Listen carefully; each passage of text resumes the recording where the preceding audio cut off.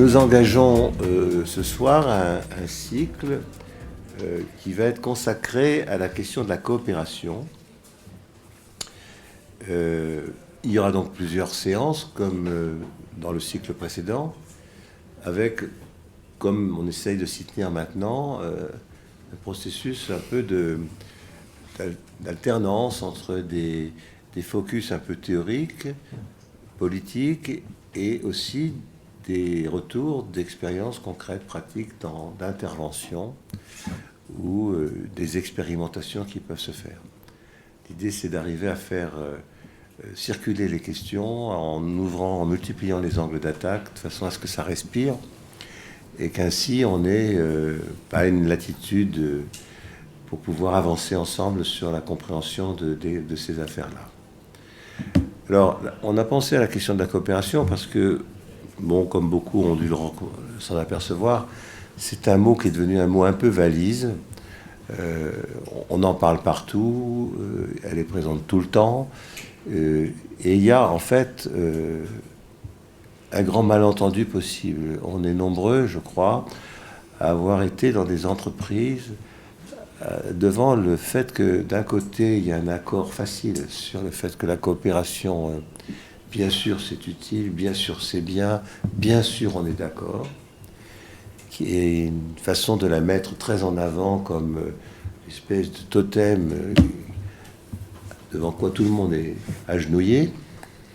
Et puis, dans les mêmes organisations, des pratiques qui lui tournent le dos complètement, sans que les gens aient conscience qu'il y a là, pour le moins, un hiatus ou une possible contradiction. Et c'est que, le plus souvent, c'est l'expérience qu'on a faite tous, je crois, enfin en tout cas nous on l'a fait beaucoup, d'une incompréhension. C'est pas une manipulation, c'est pas une ruse, mais d'une incompréhension des raisons pour lesquelles la coopération pourrait être autre chose qu'une valeur, c'est-à-dire un dispositif qui résonne dans le registre d'une morale ou d'une éthique ou d'une idéologie, quelque chose à quoi on adhère, une valeur. Et qu'à partir du moment où on est d'accord avec les valeurs, elles sont posées bien là, elles ont un peu des valeurs de contexte. Au mieux, elles renvoient à des dimensions d'une ambiance, mais elles ne rentrent pas dans la question du travail comme capacité opératoire, opérative concrète, dont il n'est pas fait dans ce mouvement-là l'hypothèse que de la coopération, il est en jeu là. Donc une mise en tension, en distance, entre une coopération qui a une fonction un peu encadrante, générale, assez vite idéologique ce faisant, et une nécessité d'y aller voir de près dans les pratiques concrètes de travail des personnes. Inversement, nous venons, beaucoup d'entre nous ici, de disciplines dont le principal a consisté finalement à montrer que dans le travail, il se jouait précisément de la coopération sans quoi il n'y a pas de travail possible. Et que ceci ne se fait pas au titre d'une morale, mais au titre d'une capacité opérationnelle d'agir, sans laquelle on n'y arrive pas. Et c'est la base sur laquelle s'est faite pour nous la distinction nécessaire entre la coordination, ça il y en a beaucoup, toutes les organisations développent évidemment tout un discours sur la nécessité de se coordonner, c'est-à-dire d'ajuster des procédures, d'avoir un dispositif formel qui structure les concours dans le temps, dans l'espace, dans un registre qui peut se programmer, se prescrire, c'est la coordination. Sans quoi, de fait, rien n'est possible non plus. Mais que ceci ne suffise pas, et qu'il soit nécessaire, pour que les choses aient lieu, que autre chose s'engage, qu'on appelle coopération, c'est-à-dire des engagements des personnes, quelque chose qui relève d'une dynamique de l'autonomie, et non pas d'une prescription hétéronome. Ça, c'est une dimension qu'intellectuellement on peut entendre, mais que les organisations ne savent pas pratiquer. C'est le principal, finalement, de ce sur quoi nous intervenons, ici ou là, tous. Et c'est une des responsabilités de la santé que de la promouvoir, la coopération. Donc l'objectif, ici, entre nous, dans ce cycle, c'est de regarder comment s'accordent des dimensions très englobantes dans le registre des valeurs, avec une dimension très opératoire, quasiment instrumentale, dans le registre de la capacité pratique. c'est la résonance de ces plans qui est l'enjeu du projet de conférence que nous allons développer, comprendre comment ça se passe et les questions que ça rencontre.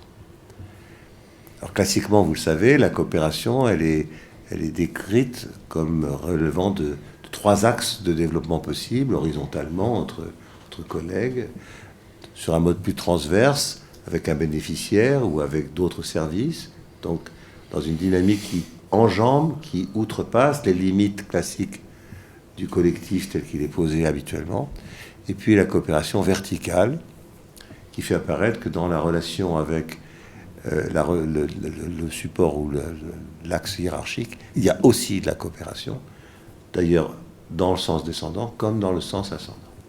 Et que toute une dimension importante de l'activité, c'est le réglage entre ces axes horizontal, transverse et vertical. La manière du réglage est un enjeu décisif de la capacité d'agir, de la santé et de l'efficacité. Mais il y a aussi, et c'est ça qui, dans le cas d'espèce, va nous servir un peu de levier, l'idée que la coopération, ça relève aussi de plans différents, pas seulement une histoire d'axe, mais de plans. Et là, c'est le sens de l'annonce qui vous a été envoyée. Une coopération à regarder entre les personnes, qui relève donc des capacités dans leur travail d'agir entre les personnes, et qui se distingue, donc je viens de le dire, de la coordination. Mais également une coopération entre les structures, ce qu'on pourrait appeler une coopération qui relève d'une logique entrepreneuriale.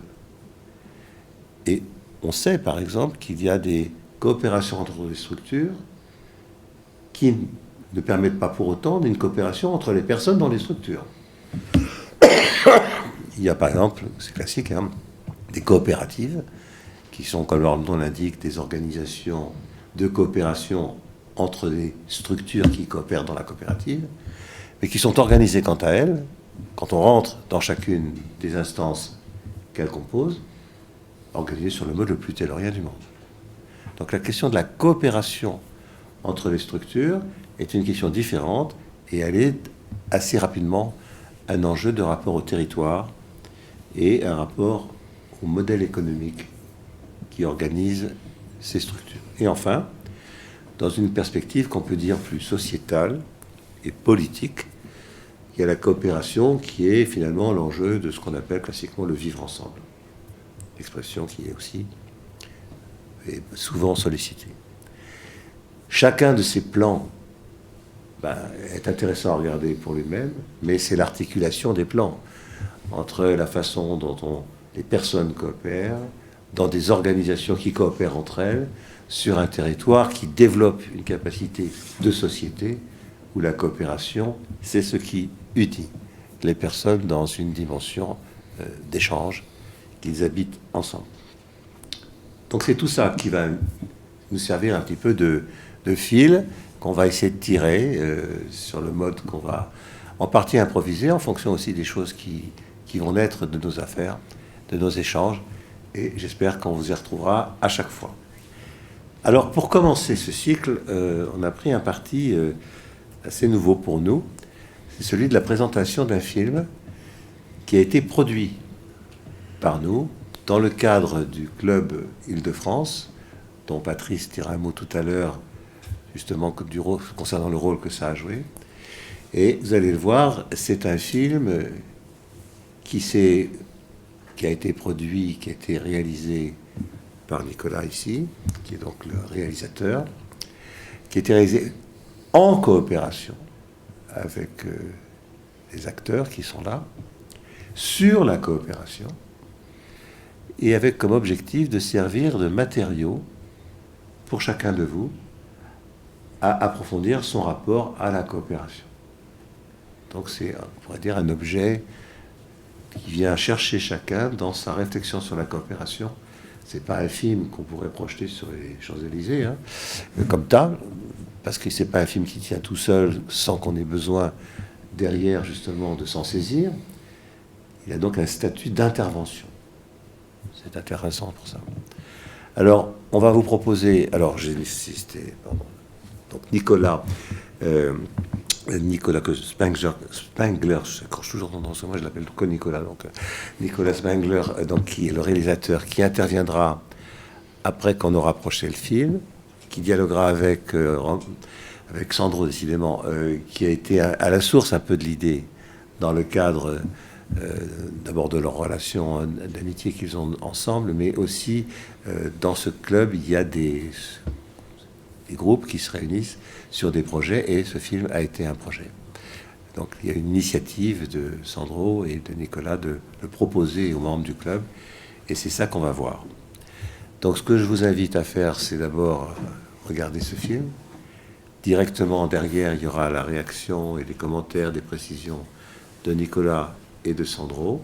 Et puis très vite, on vous proposera d'intervenir, de réagir à ce film qui nous sert donc de matériau, de tremplin, de départ au cycle dans lequel donc nous avons décidé de vous inviter cette année. On y va.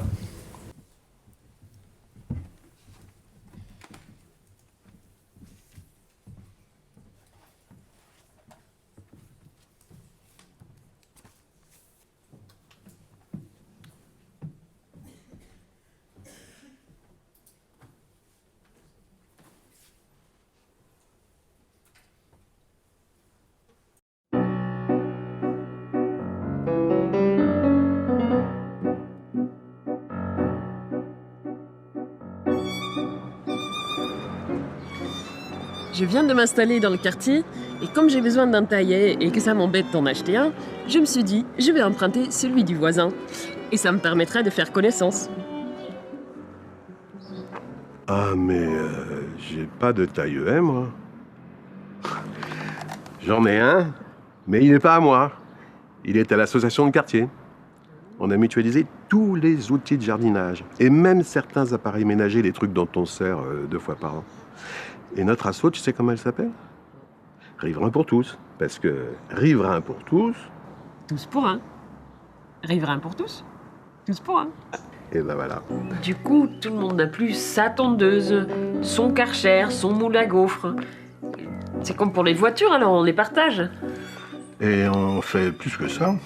Il y a une bourse aux vêtements, aux jouets, aux livres, aux disques. Ah ouais, et ça se passe où tout ça? N'importe où.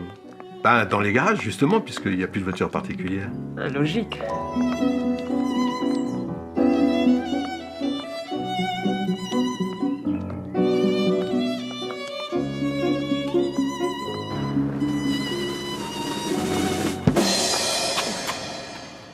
Il se passe des tas de choses dans les garages. Oui, ben ça, c'est les enfants de Claude, hein. Le président de Riverain pour tous. Ils sont mignons, mais ils sont bien bruyants. En même temps, le garage n'est pas insonorisé. Hein. Ouais, ça doit coûter une fortune d'insonoriser. Et on peut pas les empêcher de jouer.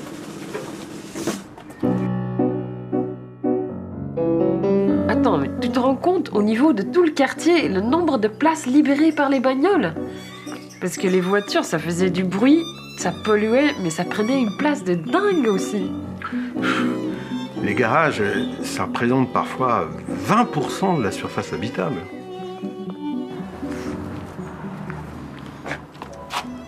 Tu sais que tu viens de me donner une idée, Camille. Je vais en parler à Claude. Et à la mère, surtout. Ah, tiens, voilà Claude, justement. Elle a fait son chemin, la fameuse idée. Claude et Dominique ont été réactifs. Ils ont été voir la mère. Elle est très bonne, cette idée. On aurait dû y penser plus tôt. On peut faire passer un arrêté municipal qui devrait suffire. Mais à mon avis, il faut aller encore plus loin et jouer sur des incitations fiscales.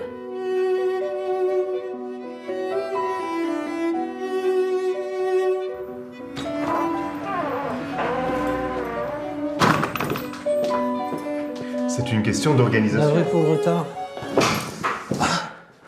J'en ai marre de courir. Je crois que je vais faire comme toi, Gaël. Je vais me convertir. Mais en quoi? Je sais pas, un truc qui bouge pas, une plante verte. Alex, en fait, on parlait de la proposition de la maire. Pour inciter les gens à partager leur garage, la commune versera une subvention pour les travaux à ceux qui aménageraient leur garage pour des activités partagées. Et elle taxera les autres. Et on en ferait quoi de ces parties communes? On avait fait une première consultation informelle et les riverains avaient eu plein d'idées. Un studio de répétition pour les enfants de Claude ou d'autres? Un garage à vélo, à trottinette, à planche à voile. Un local pour une AMAP? Une salle de danse avec le parquet, la barre, la grande glace et un endroit pour faire du théâtre et de l'improvisation. Un cabaret avec des concerts et de la musique. Une petite garderie, une ludothèque et pourquoi pas du soutien scolaire. Un lieu protégé pour jouer au ping-pong parce qu'on en a vraiment marre d'être trempés. Un bistrot associatif pour les joueurs de belote ou un club d'échecs? Et pourquoi se limiter au garage des particuliers? Il y a aussi les parkings collectifs des immeubles. Vous vous rendez compte? Ça va bouleverser la vie du quartier, les gens vont bouger beaucoup plus, ils vont se rencontrer, ça va créer une nouvelle sociabilité. Oui, c'est possible. Et je vois que c'est pas les idées qui manquent, mais tous les riverains sont d'accord. Ah non, il y a toujours des récalcitrants, autrement ce serait pas drôle. Philippe, vous savez, mon voisin, celui qui n'a jamais fait le deuil de sa voiture, vous savez ce qu'il m'a dit? Tu touches à mon garage, t'es mort. Oui, il y en a qui sont perplexes, c'est normal. On touche à la propriété privée quand même. Oui, mais un garage, enfin, c'est pas comme un salon. C'est déjà un lieu intermédiaire entre l'intime et le monde extérieur. Et ceux qui veulent pas, ils veulent pas. Alors, soit ils gardent leur garage dans l'état, c'est-à-dire la plupart du temps bordel d'ailleurs, soit ils l'aménagent à leur convenance. Oh, mais attends, c'est leur droit en même temps. Il faut le respecter. Tu peux vouloir aménager ta maison, en faire un bureau, faire une chambre d'amis, même un jacuzzi s'ils veulent. Un jacuzzi, ça c'est une bonne idée. En même temps, un jacuzzi, tu passes pas ta vie dedans, donc tu peux bien le partager. Ceux qui veulent garder un usage privatif de leur garage, ils payeront une contribution qui alimentera une cagnotte, et cette cagnotte financera en partie la transformation des garages à usage commun. C'est équitable. Ah, Claude, ton voisin, je l'entends déjà. C'est l'Union soviétique ton truc. Ah non, pas ça, pas cette caricature. Là, les gens auront le choix, et ça n'a absolument rien à voir. Non, il est pas comme ça, mon voisin, il est très sympa. Il m'offre même des salades de son potager. Mais bon, ça reste ses salades de son potager. Bon, mais c'est bien joli tout ça, mais on procède comment? Là, on a décidé de prospecter systématiquement et de faire des points réguliers entre nous. Un espace de coworking, ce serait génial. À la fois, tu pars de chez toi pour aller bosser, mais tu ne tapes pas 2 heures de transport, et puis t'es pas isolé non plus. Parce que bosser chez soi, c'est compliqué. Tu restes en jogging, t'es tenté de regarder des conneries à la télé, puis au final, tu fais rien, t'es pas motivé. Une petite épicerie de quartier. Elle pourrait collecter le compost aussi et le répartir dans les jardins. 2 ou 3 petites crèches parentales. Ça ferait venir des parents un petit peu plus jeunes, des jeunes couples. Le quartier vieillit beaucoup. Un petit local pour une infirmière ou un kiné.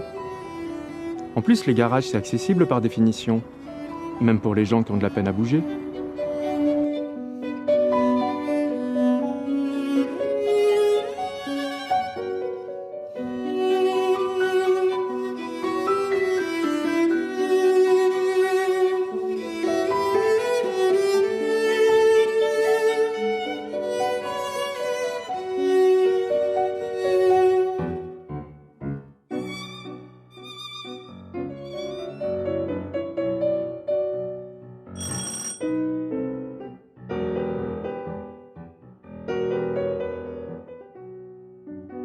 Moi, j'ai pas le temps de m'investir sur une crèche. Il faudra trouver du monde. Ah mais vous serez pas toute seule, c'est ça l'intérêt.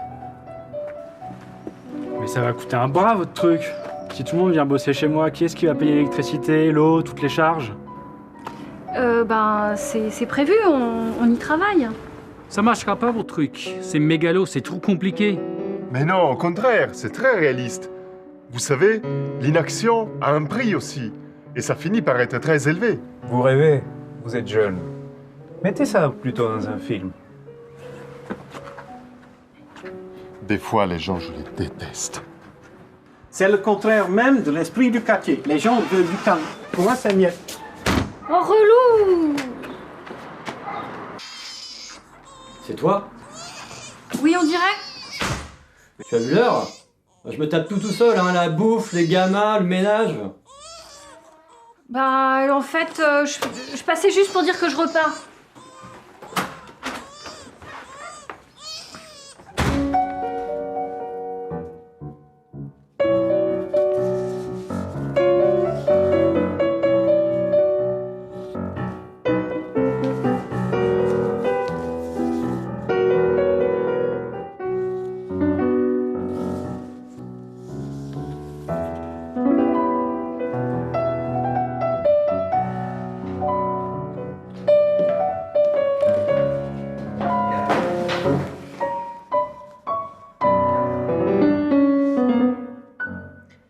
Il y avait une ambiance morose, avec un parfum de lassitude. C'est ça, lassitude. Ça me bouffe tout mon temps libre, cette histoire. C'est plus possible. Et ma petite famille, elle trinque. C'est vrai que c'est dur. Enfin, c'est sûrement plus compliqué que ce qu'on imaginait. C'est normal. Au début, t'es enthousiaste. Et puis, aux premières difficultés, boum, ça redescend. Il faut se ressaisir. Les gens qui veulent rien faire, il y en aura toujours. Faut pas que ça nous empêche d'avancer. Non, et les difficultés qu'on rencontre en même temps, elles sont intéressantes. C'est des vraies questions. C'est pas juste une question de bonne ou de mauvaise volonté. Je suis d'accord. C'est vrai que c'est un imbroglio de problèmes administratifs, juridiques, financiers. Vous imaginez l'organisation que ça représente? On va mutualiser des biens et des services pour 500 logements. C'est énorme. Oui, on passe pour des amateurs, des doux rêveurs, mais ce qu'on propose, c'est du concret. On va vraiment changer la vie du quartier. Il faut structurer le réseau. Il faut du temps. Ça va nous permettre de faire des expériences. Et puis, il faut faire envie aux habitants. Et tu as raison, mais ça suffira pas. Gaël l'a dit, on passe pour des amateurs, mais on est des amateurs. On a tous un boulot à côté, on a tous plein de bonne volonté, mais on s'épuise. Attends, tu veux qu'on se professionnalise? Mais il la tient, son idée de reconversion. Alex, on n'est pas là pour faire du fric, nous. Créer une entreprise, ce n'est pas vraiment dans l'esprit de Riverains pour tous.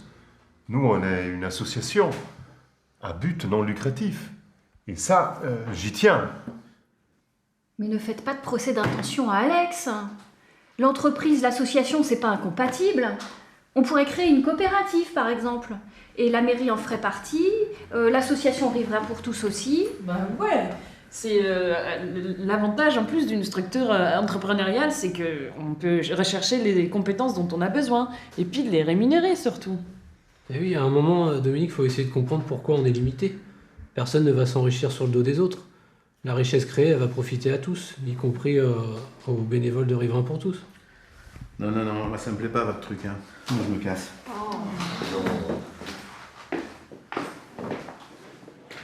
Les réticences étaient normales. Elles étaient même intéressantes. Mais elles ne nous ont pas empêchés d'avancer.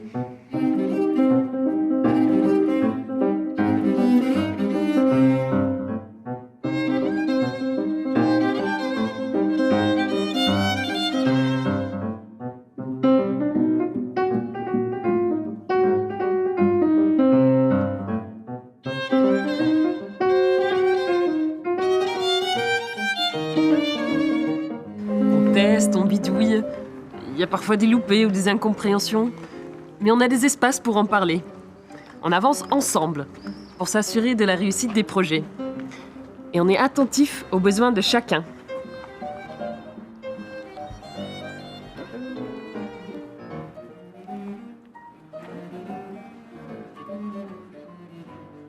Grâce à cette dynamique, on peut financer les projets avec des revenus croisés entre les contributions des habitants, de la ville, de l'agence de santé communautaire et des professionnels. Parce que les professionnels, ils bénéficient des activités développées dans le quartier. Et c'est pour vous convaincre, vous aussi, qu'on vous raconte notre histoire. Notre histoire qu'on voudrait partager avec vous et qui sera peut-être bientôt la vôtre.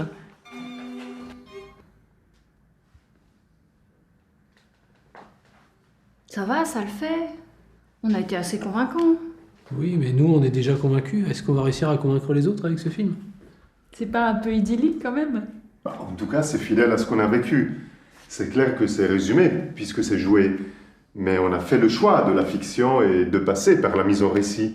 Et est-ce que ça va faire revenir Dominique? Ah, ça... Mais je trouve que ça donne envie, j'en suis certaine. Sans être une pub en plus. Alors c'est vrai que ça surprend, mais en même temps, comme on l'a vécu, ça montre que c'est possible. On verra à la projection. Moi, je suis curieuse de voir la réaction des gens. Philippe, bonjour. Qu'est-ce qu'on peut faire pour toi? Je sais pas, je viens pas pour les garages. Pour moi, c'est toujours une connerie. C'est ma voisine. Elle est clouée chez elle après une opération. J'en peux plus, moi. Elle me sollicite tout le temps. Vous pourriez pas faire quelque chose? Elle n'ose pas vous demander.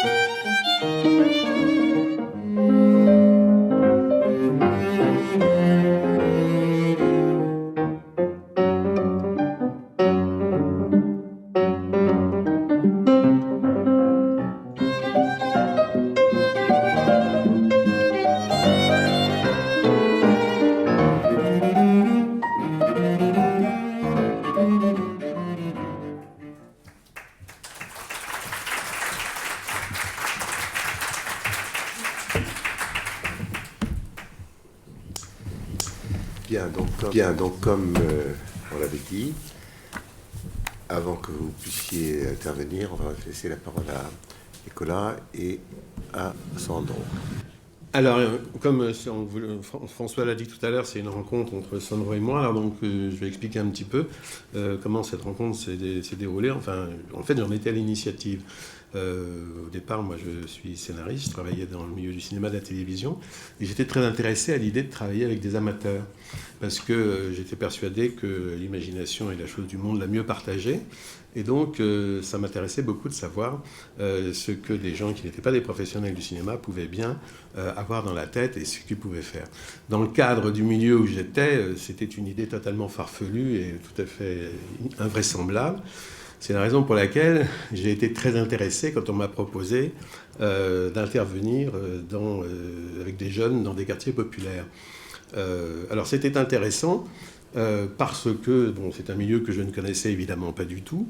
Et d'autre part, j'étais très enthousiaste, mais j'avais une idée qui était un peu bizarre, c'est-à-dire que je pensais au départ faire ce que je savais faire, c'est-à-dire ce que je faisais habituellement dans l'école de cinéma où j'enseignais par ailleurs le scénario, c'est-à-dire arriver avec une sorte de petit exposé sur ce que c'est que l'écriture pour le cinéma, qui est un exercice un peu particulier. Et quand je me suis retrouvé devant ces jeunes, ils étaient 3 ou 4, je me suis rendu compte que tout simplement ça ne serait pas possible, parce que rien de ce que nous allions faire ensemble ne devait leur rappeler l'univers scolaire avec lequel ils étaient plutôt fâchés. Et donc j'étais très démuni, et ça s'est traduit par le fait que tout simplement je ne savais pas trop que leur dire. Et je me suis retrouvé dans la position tout simplement de constater que je n'étais plus celui qui savait, mais il fallait que je me mette dans la position d'écouter ce qu'ils étaient, que je ne connaissais pas leur culture, je ne connaissais pas leur mode de vie, je ne connaissais pas leurs activités, je ne connaissais rien d'eux, et donc a fortiori rien de leur imagination. Et je me suis mis dans une position d'écoute. Et cette position d'écoute, de non-sachant en quelque sorte, a eu cette vertu formidable qu'ils étaient très contents finalement de pouvoir me dire d'être dans la position de savoir par rapport à moi. Et c'est ainsi que j'ai mis en place une espèce de protocole auquel je n'ai pas dérogé depuis, et qui m'a permis de faire des dizaines de films dans des circonstances similaires, avec des jeunes et avec d'autres publics. Ce qui m'a frappé, c'est que dans tous les ateliers que j'ai faits, j'en ai fait beaucoup, j'en ai fait des centaines, il n'y a jamais eu de conflit entre les membres de l'atelier. Il n'y a jamais eu... aucun atelier n'est pas arrivé à son terme. En quelque sorte, on a toujours fait des films. Et alors, je me suis interrogé sur la raison pour laquelle c'était le cas. Et je vois en fait 3 raisons.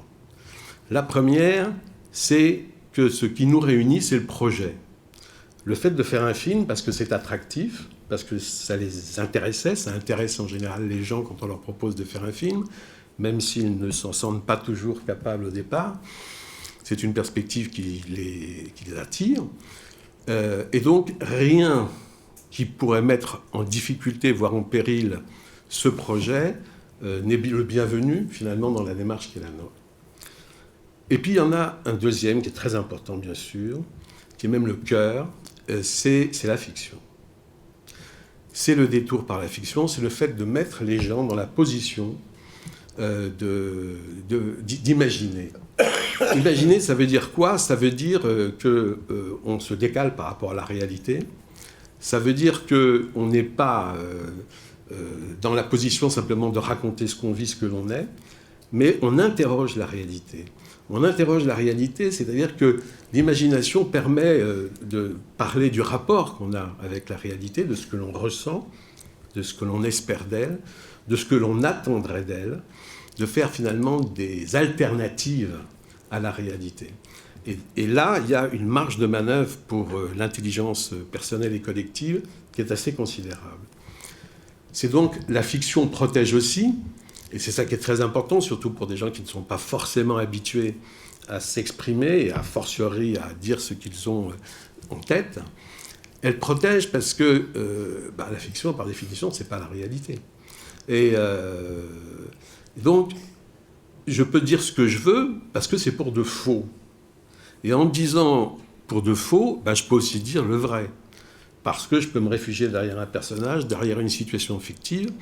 Donc je peux parler de moi, ou je peux parler aussi à la place d'autres personnes que je ne suis pas. C'est un décalage, c'est des personnages qu'on invente et qui peuvent porter des sentiments ou des émotions que l'on n'éprouve pas, mais que l'on veut expérimenter.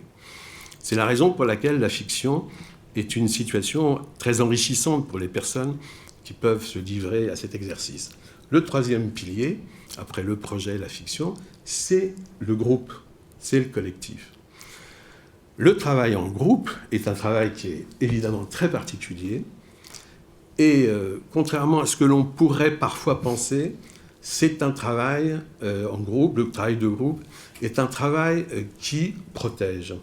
C'est-à-dire que je me suis souvent posé la question, je me suis dit si par exemple je prenais une personne individuellement et que j'essayais de l'aider à concevoir une histoire, ce serait probablement possible, mais ça prendrait un temps fou, et ce serait certainement pour cette personne difficile, laborieux. En groupe, c'est différent, parce qu'en groupe, chacun peut finalement occuper la place qu'il souhaite, dans une certaine mesure, bien sûr, en fonction de son caractère. Mais dans le groupe, les gens ne sont pas forcément assignés à la position qu'ils ont habituellement, que ce soit dans le cadre scolaire ou professionnel, ou dans le cercle familial, amical. Et donc, dans le groupe, ils peuvent rejouer une position, qui est la position qui est la leur. Ils ont une marge de manœuvre. Et c'est extrêmement frappant de voir que dans tous les groupes que j'ai animés, j'ai pu observer justement que cette marge de manœuvre, elle était très souvent utilisée. Et alors, c'est ça qui est intéressant, c'est-à-dire que avec les jeunes, et je n'avais pas forcément l'occasion de me rendre compte autant que j'aurais la possibilité de le faire quand je travaillerai avec des adultes. Avant de parler des adultes avec qui j'ai travaillé, je voudrais juste dire que les films que nous faisions avec les jeunes étaient des films que j'appellerais autotéliques, c'est-à-dire qu'ils n'avaient leur finalité que pour eux-mêmes. Nous les faisions pour que les gens qui participaient aient du plaisir à les faire. on n'était pas du tout dans une logique de spectacle. On n'était pas dans une logique de spectacle parce que si nous l'avions été, à ce moment-là, l'économie de l'atelier n'aurait pas été la même. Ils auraient probablement été incités à penser aux spectateurs. Et donc, il est fort possible, ou du moins c'était ma crainte, et elle est sans doute justifiée, que des égos se réveillent et que des compétitions s'instaurent à l'intérieur du groupe, ce dont je ne voulais surtout pas. Et ça, c'était... alors, le film était vu par l'entourage, par les amis, par la famille. Je sais qu'il y a des DVD qui ont circulé au Mali ou en Algérie. Mais enfin, ça restait dans un cercle restreint. La seule réserve que j'avais par rapport à ce processus, dont j'étais très satisfait, et les jeunes aussi, parce que nous mettions tout en œuvre pour que les films soient les meilleurs possibles. Il y avait une équipe technique professionnelle, comme dans ce film-là. Mais la seule réserve, le seul regret que j'avais, c'est que je n'avais pas de retour sur les bénéfices personnels que les jeunes en avaient tirés. Je voyais bien qu'il s'était passé des choses, parce que j'ai là quelques-uns avec qui j'ai gardé des contacts, mais il n'y avait pas d'évaluation, de bilan, enfin, il n'y avait pas de suivi. Et par la suite, j'ai été intéressé par le fait de travailler avec des adultes, parce que on m'a proposé d'intervenir auprès d'allocataires du RSA, des gens en très grande difficulté sociale, personnelle, des gens en grand isolement en particulier. Et là, du coup, j'avais tout à fait conscience que la méthode que j'avais mise en place pouvait avoir un effet, devait avoir un effet sur les personnes elles-mêmes. Et effectivement, j'ai fait 6 films avec des allocataires du RSA, donc une 60aine de personnes, et j'ai pu me rendre compte de l'impact que ça avait sur les membres de ces ateliers, parce que, comme l'enjeu c'était de créer de la socialisation, j'ai allongé la durée des ateliers. Au lieu de faire 3 ou 4 ateliers, comme c'était le cas avec les jeunes, là on en a fait une dizaine. Et donc j'ai pu voir des évolutions qui étaient intéressantes. Sur le plan personnel, l'objectif des films, et la méthode de travail était toujours la même. Ça ne changeait pas. Les films, on les faisait pour eux. Alors, je pourrais prendre beaucoup d'exemples sur les itinéraires individuels qui ont été modifiés. Je n'ose pas dire transformés parce que ce serait sans doute abusif et j'en sais pas suffisamment là-dessus. Je vais prendre qu'un exemple. Je peux en prendre plusieurs. Dans un de mes ateliers, il y avait un jeune homme qui était malade, qui avait une 30aine d'années, qui ne pouvait pas travailler. Et donc, il s'était mis, de manière tout à fait autodidacte, à s'intéresser énormément à la littérature. Et il avait d'ailleurs une culture classique qui était assez impressionnante. Ce qui était embêtant, c'est que dans l'atelier, il essayait toujours de placer sa culture. Et il y avait un double objectif évident. Le premier, c'était un petit peu de se mettre en évidence, ce qui était très gênant par rapport aux autres qui n'avaient pas du tout le même capital culturel que lui. Et puis c'était aussi un peu pour me tester, pour se mettre à mon niveau. Enfin, il y avait une dimension comme ça qui était un peu gênante. Alors, moi, je ne voulais pas le réfréner, parce qu'il était très, très enthousiaste. Donc, je me débrouillais pour le calmer dans les moments collectifs et d'aller le voir pendant les pauses pour effectivement échanger avec lui sur des livres qui l'intéressaient, des pièces de théâtre ou des films. Et puis, bon, ça s'est un peu passé comme ça pendant l'atelier. Et on a fait le film. Il y a eu une réunion de bilan avec les travailleurs sociaux. Et là, il a raconté quelque chose qui était intéressant. C'est-à-dire qu'il a dit que, autant il avait aimé les ateliers, autant pendant le tournage, il a eu l'impression d'être comme un soldat au milieu d'une bataille à laquelle il ne comprenait rien. Et il se trouve que j'ai soupçonné une référence littéraire, en l'occurrence La Chartreuse de Parme, Fabrice à Waterloo. Et sur le moment, je me suis dit, nom d'une pipe, j'espère qu'il ne va pas faire cette référence, j'espère qu'il ne va pas la frimer comme il faisait habituellement. Et il n'a pas fait la référence, il ne l'a pas dit. Et à la fin de la réunion, j'ai été le voir, et je lui ai dit, mais au fait, le soldat, ce ne serait pas Fabrice à Waterloo. Et là, tout d'un coup, il était tout content. Il a dit, ah oui, c'est ça, mais je n'ai pas osé le dire. Et pour moi, c'était une très grande satisfaction de voir qu'il y avait eu cette transformation-là. Bon, je vous prends cet exemple, je peux en prendre encore d'autres, pour dire la marge de manœuvre dont disposent les gens et dont ils usent, et dont j'ai pu être témoin. Mais là aussi, je n'avais pas, et je le regrettais, de retour vraiment un peu consistant sur l'effet que ça avait sur les personnes, même si encore j'avais quelques liens et que je m'en doutais, mais j'aurais aimé que ce soit beaucoup plus systématique. Par contre, là où c'était intéressant, c'est que les allocataires du RSA étaient encadrés par des travailleurs sociaux. Et les travailleurs sociaux, j'ai pu observer la manière dont ils travaillaient là. Et je connaissais en plus ceux qui nous finançaient, c'est-à-dire les directeurs de services, etc. Et donc j'ai eu le sentiment que je pouvais faire quelque chose avec les travailleurs sociaux, dont j'avais vraiment bien compris qu'ils étaient pris entre le marteau et l'enclume, les demandes considérables de la part des usagers, et puis les injonctions contradictoires la plupart du temps de leur hiérarchie. Et là, je me suis dit, on peut vraiment faire un film qui, lui, ne sera pas comme les autres autotéliques, comme je le disais, mais qui permettra de mettre la question du travail et de l'interroger au cœur de la fiction. Et c'est ainsi que j'ai pu faire ce film. J'ai pu en faire un autre avec des salariés de la préfecture, d'une préfecture, celle des Yvelines. Ça a été très intéressant parce que moi, je n'ai jamais été salarié, j'ai toujours été mon propre patron, mon propre auto-exploiteur. Et donc, j'étais candide par rapport à ce qu'ils avaient à raconter, et ils avaient beaucoup de choses à raconter. Et les films qu'on a faits étaient en tout cas très riches de réflexions sur le travail, surtout de rapports subjectifs au travail, et c'était très riche aussi de questionnements sur leurs propres pratiques. Et nous étions très satisfaits. On avait eu toute liberté pour faire ces films, ce qui est assez intéressant, de la part des institutions. On avait eu toute liberté, et en même temps c'était satisfaisant, mais en même temps c'était un tout petit peu inquiétant. C'était inquiétant parce que ça voulait dire que l'institution ne s'était pas véritablement investie dans les films. On nous avait laissé faire, en quelque sorte. Et je m'en suis rendu compte quand les films ont été projetés. Parce que quand ils ont été projetés, devant 300, 400 personnes, les collègues, ils ont été plutôt bien reçus. Les gens se demandaient parfois un tout petit peu qu'on leur montrait et pourquoi on leur montrait ça, parce que c'était pas accompagné, justement. Il n'y avait pas les explications, ne serait-ce que celles que François donnait tout à l'heure à propos de ce film. Et surtout, il n'y avait pas véritablement de débat après. Il n'y avait pas vraiment de discussion. Les films n'ont pas été utilisés. Et juste pour montrer à quel point les institutions, qui avaient été très favorables à la démarche, ont eu une réaction finalement violente, c'est la façon dont elles ont répondu à la projection du film. Pour ce qui concerne la préfecture, après le petit débat très rapide d'ailleurs que nous avons eu avec les collègues, le préfet, comme c'est l'usage, s'exprime en dernier, et il a fait quelque chose qui m'a quand même extraordinairement surpris, c'est-à-dire que nous, les auteurs, nous étions à la tribune, face à la salle, et au lieu de se mettre là, par exemple, de telle sorte qu'il pouvait s'adresser à nous et s'adresser à la salle, il s'est mis directement devant moi de dos. Il m'a tourné le dos. C'était quand même assez violent. Il m'a tourné le dos, alors c'était, je ne sais pas dans quelle mesure c'était volontaire d'être violent, mais enfin en tout cas c'était violent. Tout ça pour dire que d'abord il s'attendait à un documentaire et pas une fiction, il était surpris.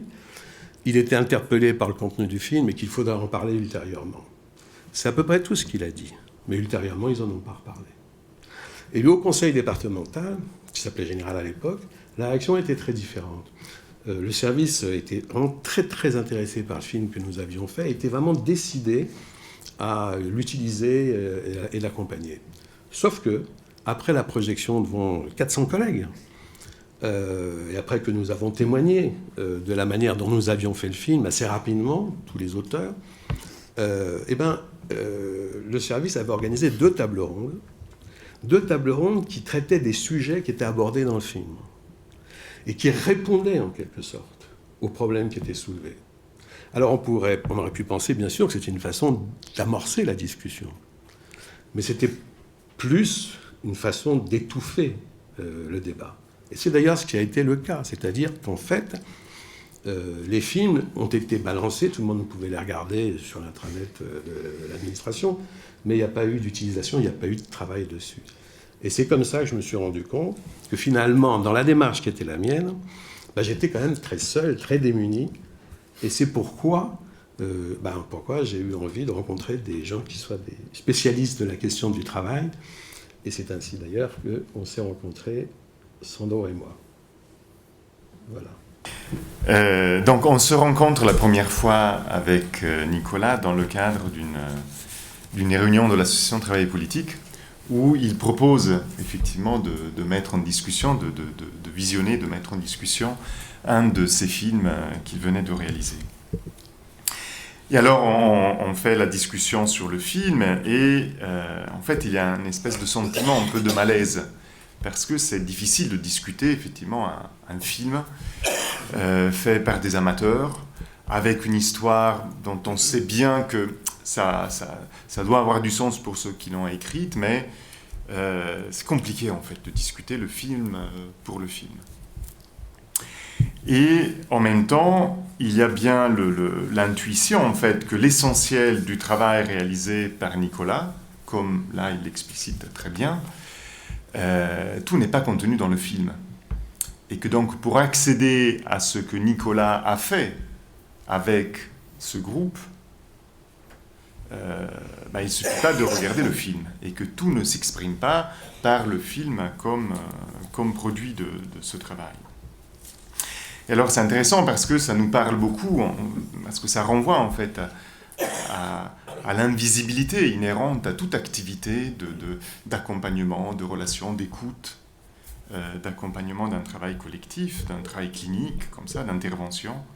Et donc le risque est toujours celui de qualifier le travail réalisé par une seule partie du produit, du fruit de ce travail, qui est la partie la plus visible. Et donc là, c'est la question du film. Et donc c'est là où, en fait, où j'interpelle Nicolas en lui disant, mais finalement, ce que tu fais, c'est pas tout à fait ce que tu diffères. Et donc c'est à partir de là où, en fait, on a commencé à discuter avec effectivement cette intuition, mais qu'on avait besoin de construire ensemble, que dans le travail de Nicolas, il n'y avait pas que la production du film, mais avec la question de comment rendre compte de cette autre partie, comment la documenter, comment la rendre accessible, comment la valoriser, et comment donc accéder à ces autres dimensions. Et donc la proposition, ça a été en fait de prendre du temps en fait pour échanger, discuter de ça. Et il y avait aussi un intérêt plus personnel, à titre personnel, mais aussi à titre d'un peu de la communauté à laquelle j'appartiens, avec le Athémis, avec le club, qui était cette question de la fiction. Donc là, c'est moi qui ai trouvé quelque chose d'intéressant autour de cette proposition de la fiction, comme modalité, en fait, de dire quelque chose du réel, de dire quelque chose, de passer, de communiquer, de diffuser, de transmettre quelque chose de la perception qu'on a du réel, et qui passe par des modalités un peu autre, en fait, qui est une modalité un peu différente par rapport à des modalités plus classiques qu'on maîtrise beaucoup mieux. Les modalités qu'on maîtrise mieux, c'est l'enseignement de type universitaire, dans lequel on est plusieurs à être engagés, qui passe par des dimensions plus conceptuelles, plus théoriques, par la formation, mais qui pose en fait une limite, qui est l'absence d'un rapport sensible à de l'expérience. On peut passer aussi par des dispositifs de retour d'expérience, où on cherche à produire une parole sur l'activité des personnes, dans la capacité des personnes à exprimer quelque chose de leur travail. Mais la limite, c'est que là, on est au service d'une trajectoire singulière, personnelle, donc on suit la personne là où elle est conduite, mais du coup, on n'a pas le tout de ce qu'on cherche à porter, et le fait de faire exister le tout dans l'accompagnement d'une trajectoire singulière, toujours le risque du coup d'écraser cette expérience. On a aussi de plus en plus des modalités qui passent par la mise en récit, donc par la mise en récit d'une expérience réelle, hein, et là d'une manière aussi plus collective. Donc ça, c'est des choses qu'on développe de plus en plus, ce qui permet d'accéder effectivement à la dimension sensible de l'expérience avec sa logique propre, pour entrer aussi dans des raisons d'agir des différents acteurs, ce qui permet d'inscrire aussi dans une dynamique temporelle comme ça. Mais l'expérience elle-même, comme mise en pratique d'une idée, elle est toujours aussi très partielle par rapport à ce qu'on a envie de communiquer, de transmettre un peu de manière plus large. Donc on peut attirer l'attention sur tel ou tel aspect tout en délaissant d'autres choses.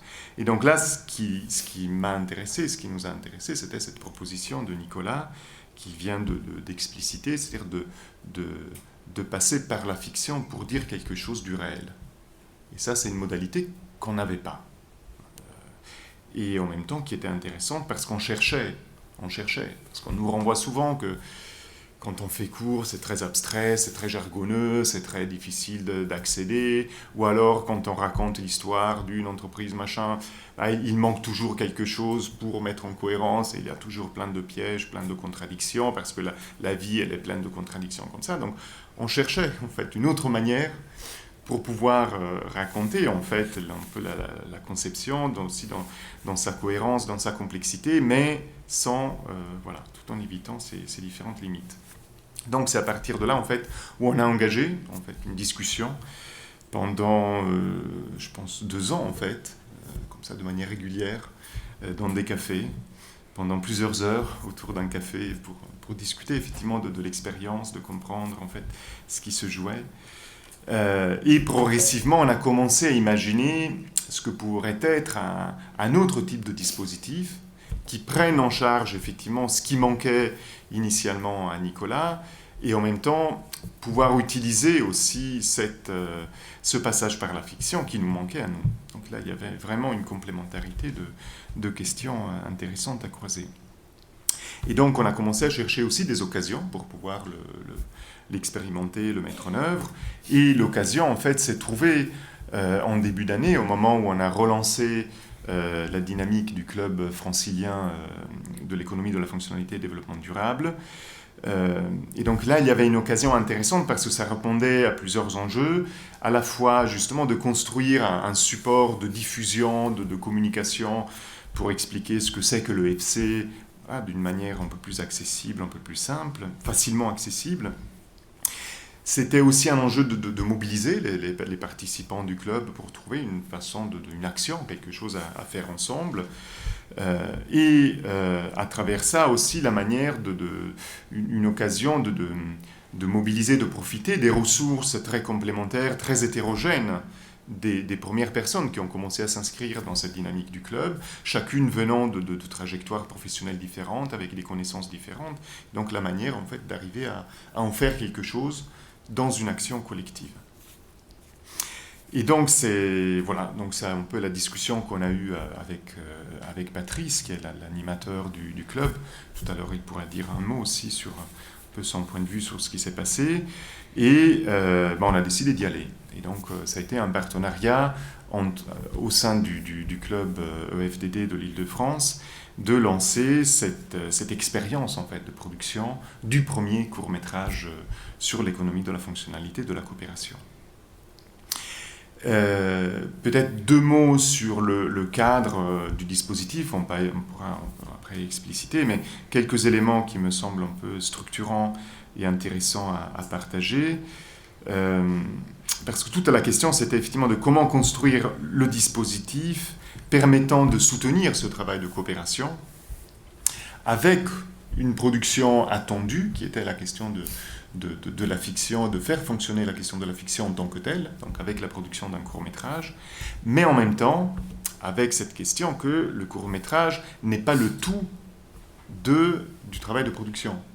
Et dans ce que vient de raconter Nicolas, effectivement, la question, cette dimension autotélique de la démarche de production et d'écriture collective, il y a aussi des dimensions de plaisir des personnes, avec des démarches personnelles, avec la possibilité aussi de socialiser des personnes qui ne se connaissent pas, donc de tisser des liens sympathiques, conviviaux entre des personnes, de permettre une expérience positive, comme ça, d'un travail collectif, et avec toute cette dimension aussi de la transformation des personnes, avec l'histoire que tu racontes de ce jeune.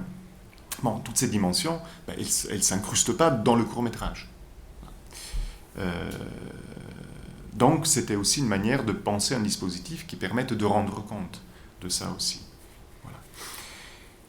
Donc, la manière dont on a organisé le groupe et le travail en groupe, c'est en fait articulé autour de 3 dimensions qu'on a posées d'emblée au moment où on a proposé aux personnes de participer.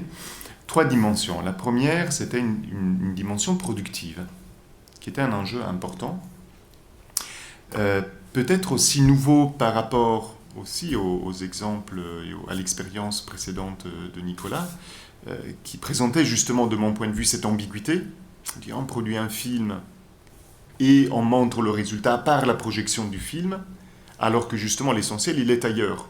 C'est plutôt dans la dynamique subjective, intersubjective des personnes. Voilà. Donc là, l'idée, c'était de dire, il faut arriver à sortir de cette ambiguïté, mais et d'intégrer cette dimension. Donc, première dimension, il y a une commande du club, on va sortir un film. Donc cette dimension productive qui était aussi un rendez-vous important, c'est-à-dire il fallait tenir ça, avec aussi des dimensions de qualité attendue du film, c'est-à-dire un film qui soit bon, qui soit diffusable, qui soit pertinent, qui soit utile, qui réponde en fait à cette nécessité d'avoir un support. La deuxième dimension était une dimension créative, de laisser aussi libre cours à la créativité des personnes comme principe fondamental de l'activité et de cette qualité aussi du travail dans le collectif qu'on recherchait, qui est nécessaire pour l'écriture, mais que nous-mêmes on défend dans toute situation de travail. Il y a un peu l'importance fondamentale de trouver là aussi un espace de création, d'invention, d'expression, de dimension personnelle qui puisse se mettre en scène dans le travail. Et la troisième dimension, c'était la dimension de la coopération, et donc aussi de produire, de faire cette expérience en étant attentif aux conditions dans lesquelles on le faisait ensemble, et donc aussi dans un respect des uns vis-à-vis des autres. Et donc on a essayé d'organiser cela de manière un peu concrètement avec aussi 3 personnes clés, comme ça, chacune portant un enjeu de dispositif. Et donc avec Nicolas qui était le garant de la dynamique de créativité, d'écriture et de création du scénario, de l'histoire, avec sa compétence propre pouvant faire cela.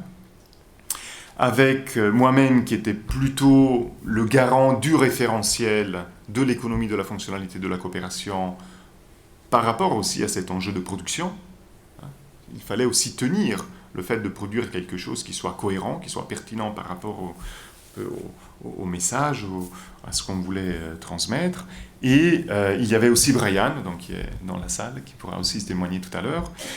Brian qui était plutôt chargé et garant des conditions de la coopération, qui était plutôt le garant de faire attention dans la dynamique du groupe, dans la parole des uns et des autres, dans nos propres manières d'animer le groupe, voilà, une attention aussi à ce qui se passait.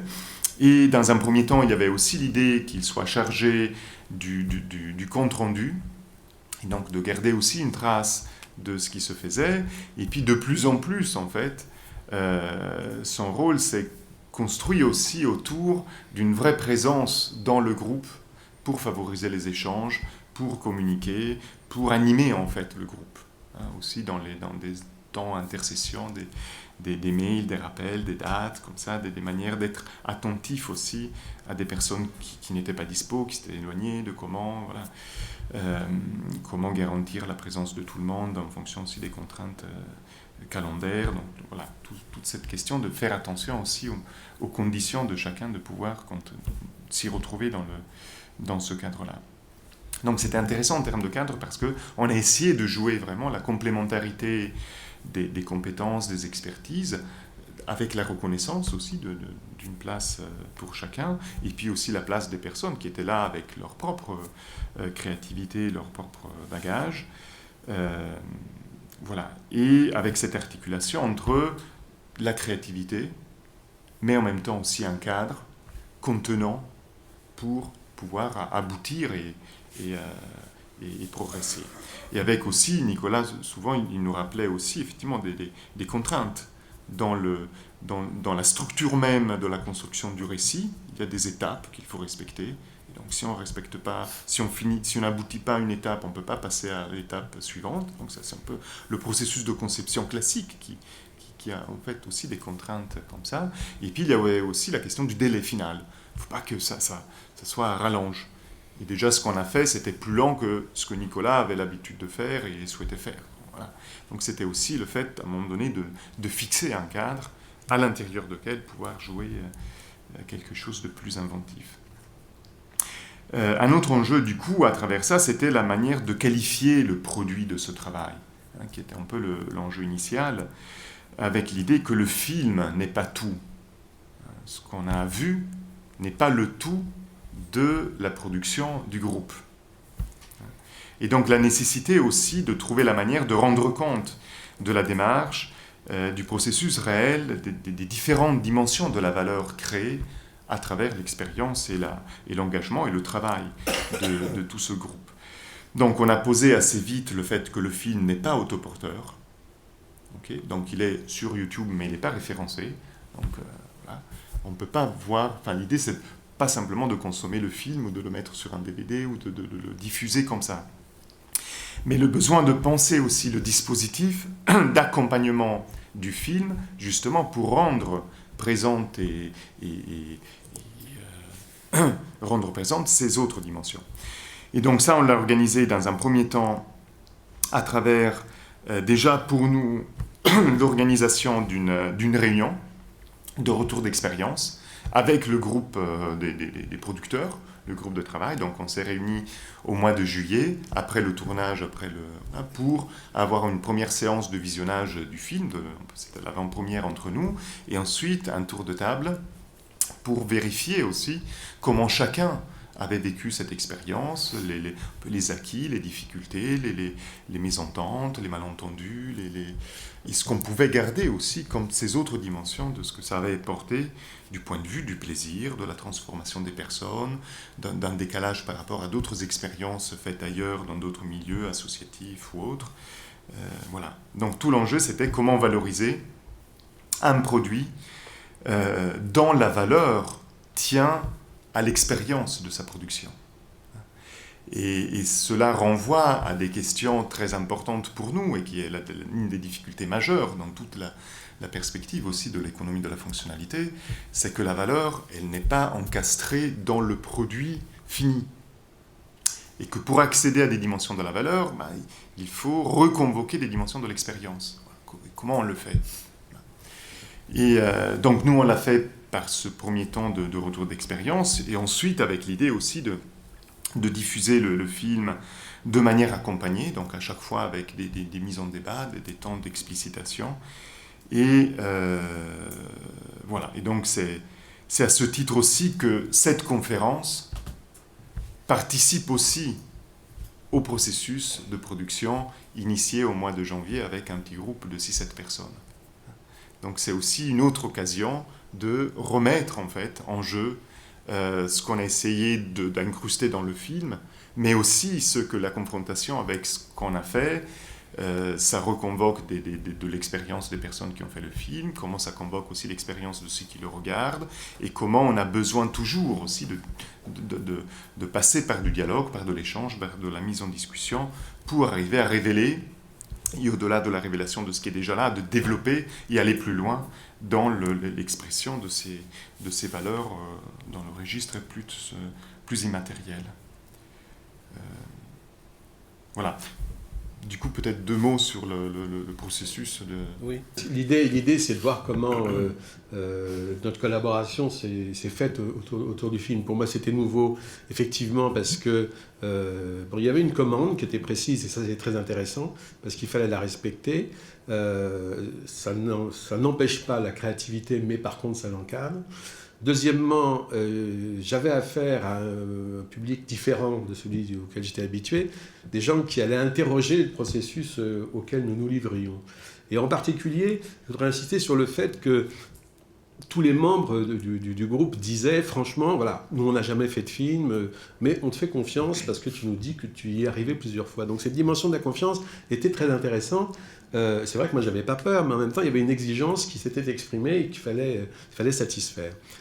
L'autre élément nouveau, c'était le caractère tricéphale, en quelque sorte, de la direction, de l'animation de l'atelier, ce à quoi je n'étais pas habitué, parce que Brian et Sandro étaient à la fois co-auteurs et en même temps avaient la fonction que Sandro vient de rappeler. Donc c'était intéressant. Alors comment ça s'est passé en quelques mots rapidement ? Ça s'est passé évidemment comme d'habitude, c'est-à-dire qu'on est parti avec des idées dans tous les sens. Et ce qui est amusant d'ailleurs, c'est que la première idée qu'on avait était une idée un peu fantastique, c'était de se placer dans l'hypothèse d'un monde où l'EFC serait installé depuis longtemps et dirigerait l'activité de tout le monde. Pour des tas de raisons, et en particulier des raisons matérielles, on s'est rendu compte qu'on ne pouvait pas le faire. Et donc, mais ceci dit, c'était très intéressant de l'évoquer, parce que ça a permis de vraiment libérer la parole et l'imaginaire.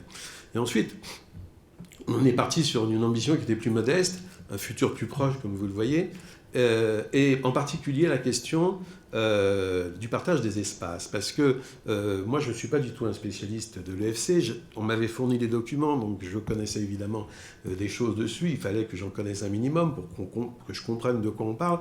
Mais là, c'est pareil. C'est-à-dire que je ne devais pas en savoir plus que les personnes avec lesquelles je travaillais.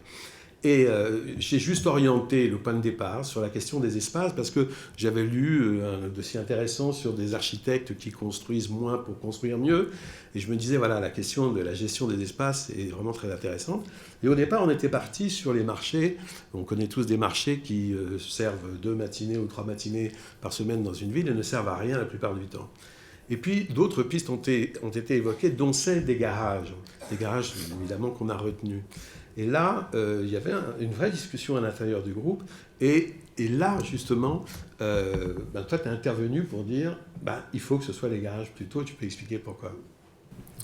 Oui, juste rapidement, effectivement, c'est que la toute première séance, quand on a commencé à imaginer, on peut se projeter, la question de la propriété a été posée comme la question qu'il fallait traiter.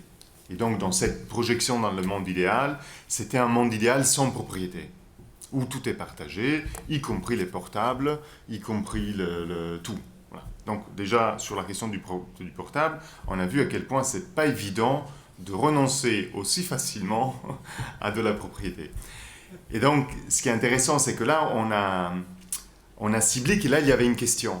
Et donc, tout l'enjeu du film, c'était effectivement de ne pas faire de la promo de quelque chose comme ça, d'un peu un objet de propagande.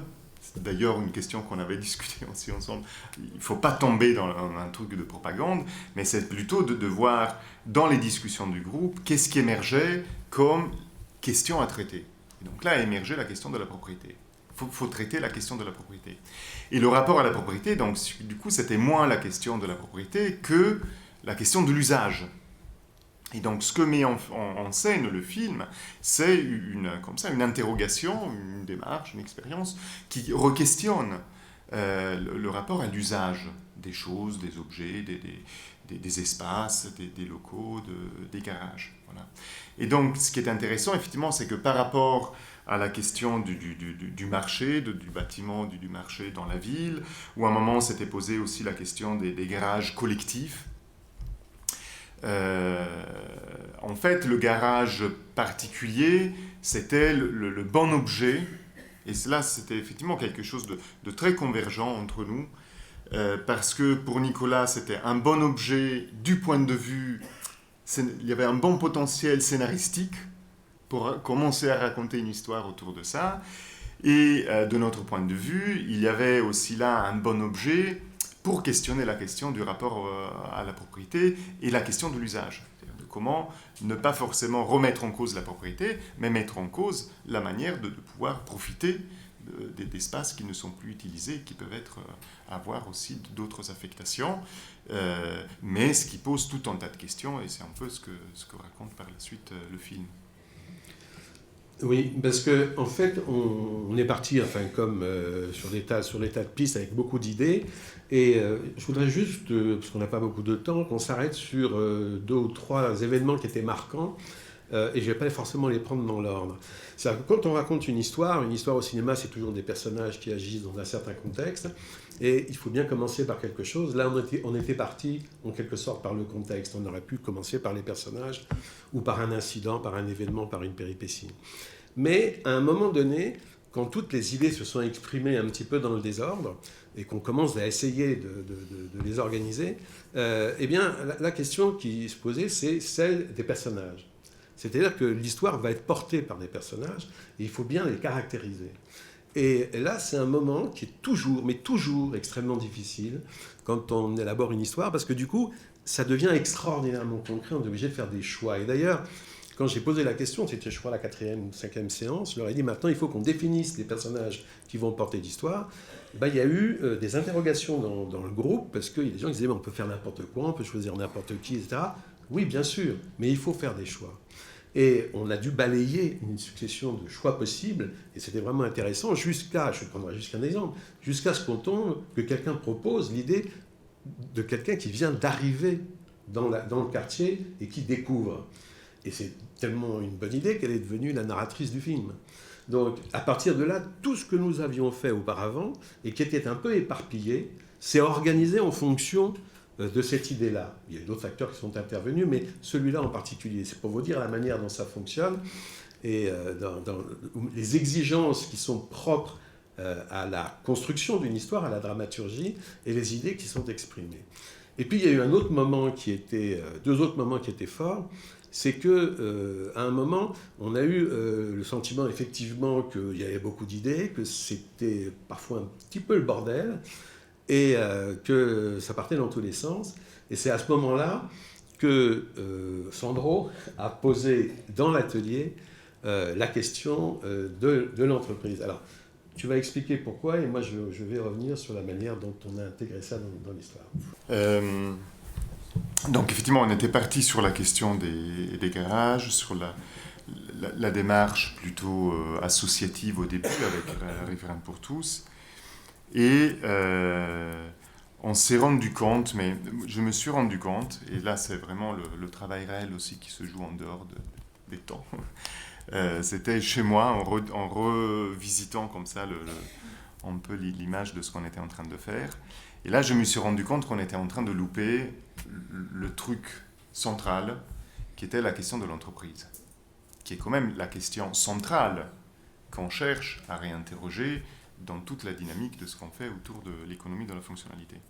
Et donc, je suis revenu dans la séance suivante en posant ça comme exigence, en disant là, c'est très chouette tout ce qu'on est en train de faire, c'était très intéressant sur le plan de la créativité, sur le plan de la mise en narration que commençait à faire Nicolas, c'est très bien, mais on est en train de louper quelque chose qui est un enjeu majeur par rapport à là où on est attendu, c'est-à-dire de produire une fiction qui raconte quelque chose de l'OFC.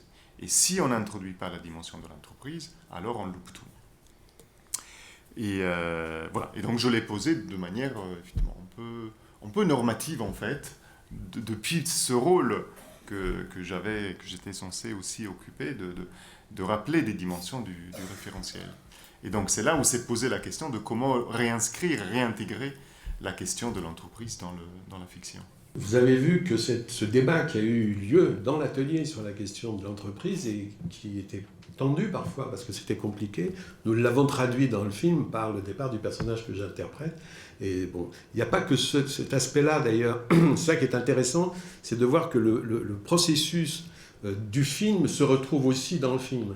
Et il y a un autre incident, on peut le dire comme ça, qui s'est passé, c'est que quand j'ai rendu la première version du scénario, parce que je l'avais rédigé seul évidemment, en ayant eu avant pris soin de raconter l'histoire sur laquelle nous étions mis d'accord, quand j'ai rendu la première version du scénario, grosso modo ça allait, il y a eu des remarques et tout, sauf sur un point, c'était que Sandro et Brian trouvaient que la fin était beaucoup trop rapide et qu'il fallait être beaucoup plus explicite sur les enjeux qui avaient lieu dans le film, enfin qui étaient engagés dans le film. Et donc ils ont dit, il faut que le personnage de Camille, la narratrice, parle plus longtemps. Et moi je leur ai dit, d'accord, très bien, ok, mais vous avez 8 lignes, faites-moi un texte en 8 lignes. Bon, ce qui s'est passé, c'est qu'ils n'ont pas été capables de faire un texte en 8 lignes, ils ont rendu 25 lignes. Et donc, c'était problématique, évidemment, parce que c'était impossible de terminer un film avec un face caméra d'une personne aussi sympathique soit-elle d'ailleurs, pendant 2 ou 3 minutes. Et donc, comme ce qu'ils avaient dit était intéressant et qu'on ne pouvait pas le retirer, je me disais, on va le garder. Et c'est ainsi que j'ai trouvé la solution qui consistait à faire ce que vous avez vu, c'est-à-dire le personnage fait voler, puis ensuite elle se balade dans tout le quartier. Et finalement, ce qui m'était apparu dans un premier temps comme assez emmerdant, j'étais embêté quand ils ont apporté leurs 25 lignes, je me dis qu'est-ce que je vais en foutre ? Et ben en fait, ça a eu l'intérêt qu'on a pu faire cette balade dans le quartier où on voit du coup les gens qui travaillent ensemble. Déjà, on ne sait pas ce qu'ils se disent, mais on voit que le travail est déjà pris. C'est donc le travail collectif, la coopération est à l'œuvre, on le voit dans la rue, dans le quartier. Et puis quand Camille revient dans la salle, eh ben, on voit que la salle est pleine et qu'il s'est donc passé du temps.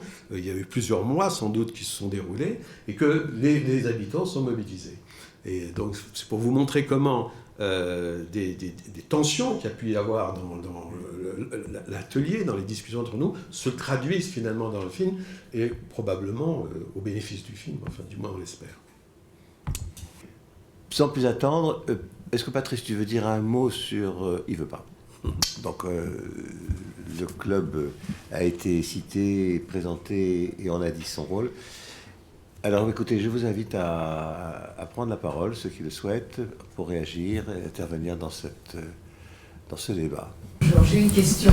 Vous parlez de l'entreprise, effectivement, c'est l'enjeu ici, mais est-ce que vous envisageriez de mener une expérience du même genre avec les salariés d'une entreprise et de voir comment ça peut se dérouler? C'est pas sûr que ça puisse se dérouler de la même façon.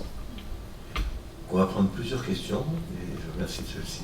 L'idée, c'est pas forcément de commenter ce qu'on vient de dire, mais l'idée aussi, ce qu'on voulait partager avec vous, c'est en quoi l'histoire du film et ce qu'on vient de vous raconter avec Nicolas sur nos propres conditions de travail, comment ça vous renvoie aussi, vous, à des expériences de la coopération ou des difficultés de la coopération dans vos propres contextes professionnels et peut-être effectivement dans des situations aussi d'entreprise, d'organisation où cela semble plus difficile ou même pas possible. Donc peut-être voir aussi par rapport à votre question, qu'est-ce qui vous semble en contraste dans d'autres contextes et qui vous fait croire que ça serait plus compliqué? On a l'impression que là, les enjeux ne sont pas énormes. Ça marche pas. Bon, on passe à autre chose.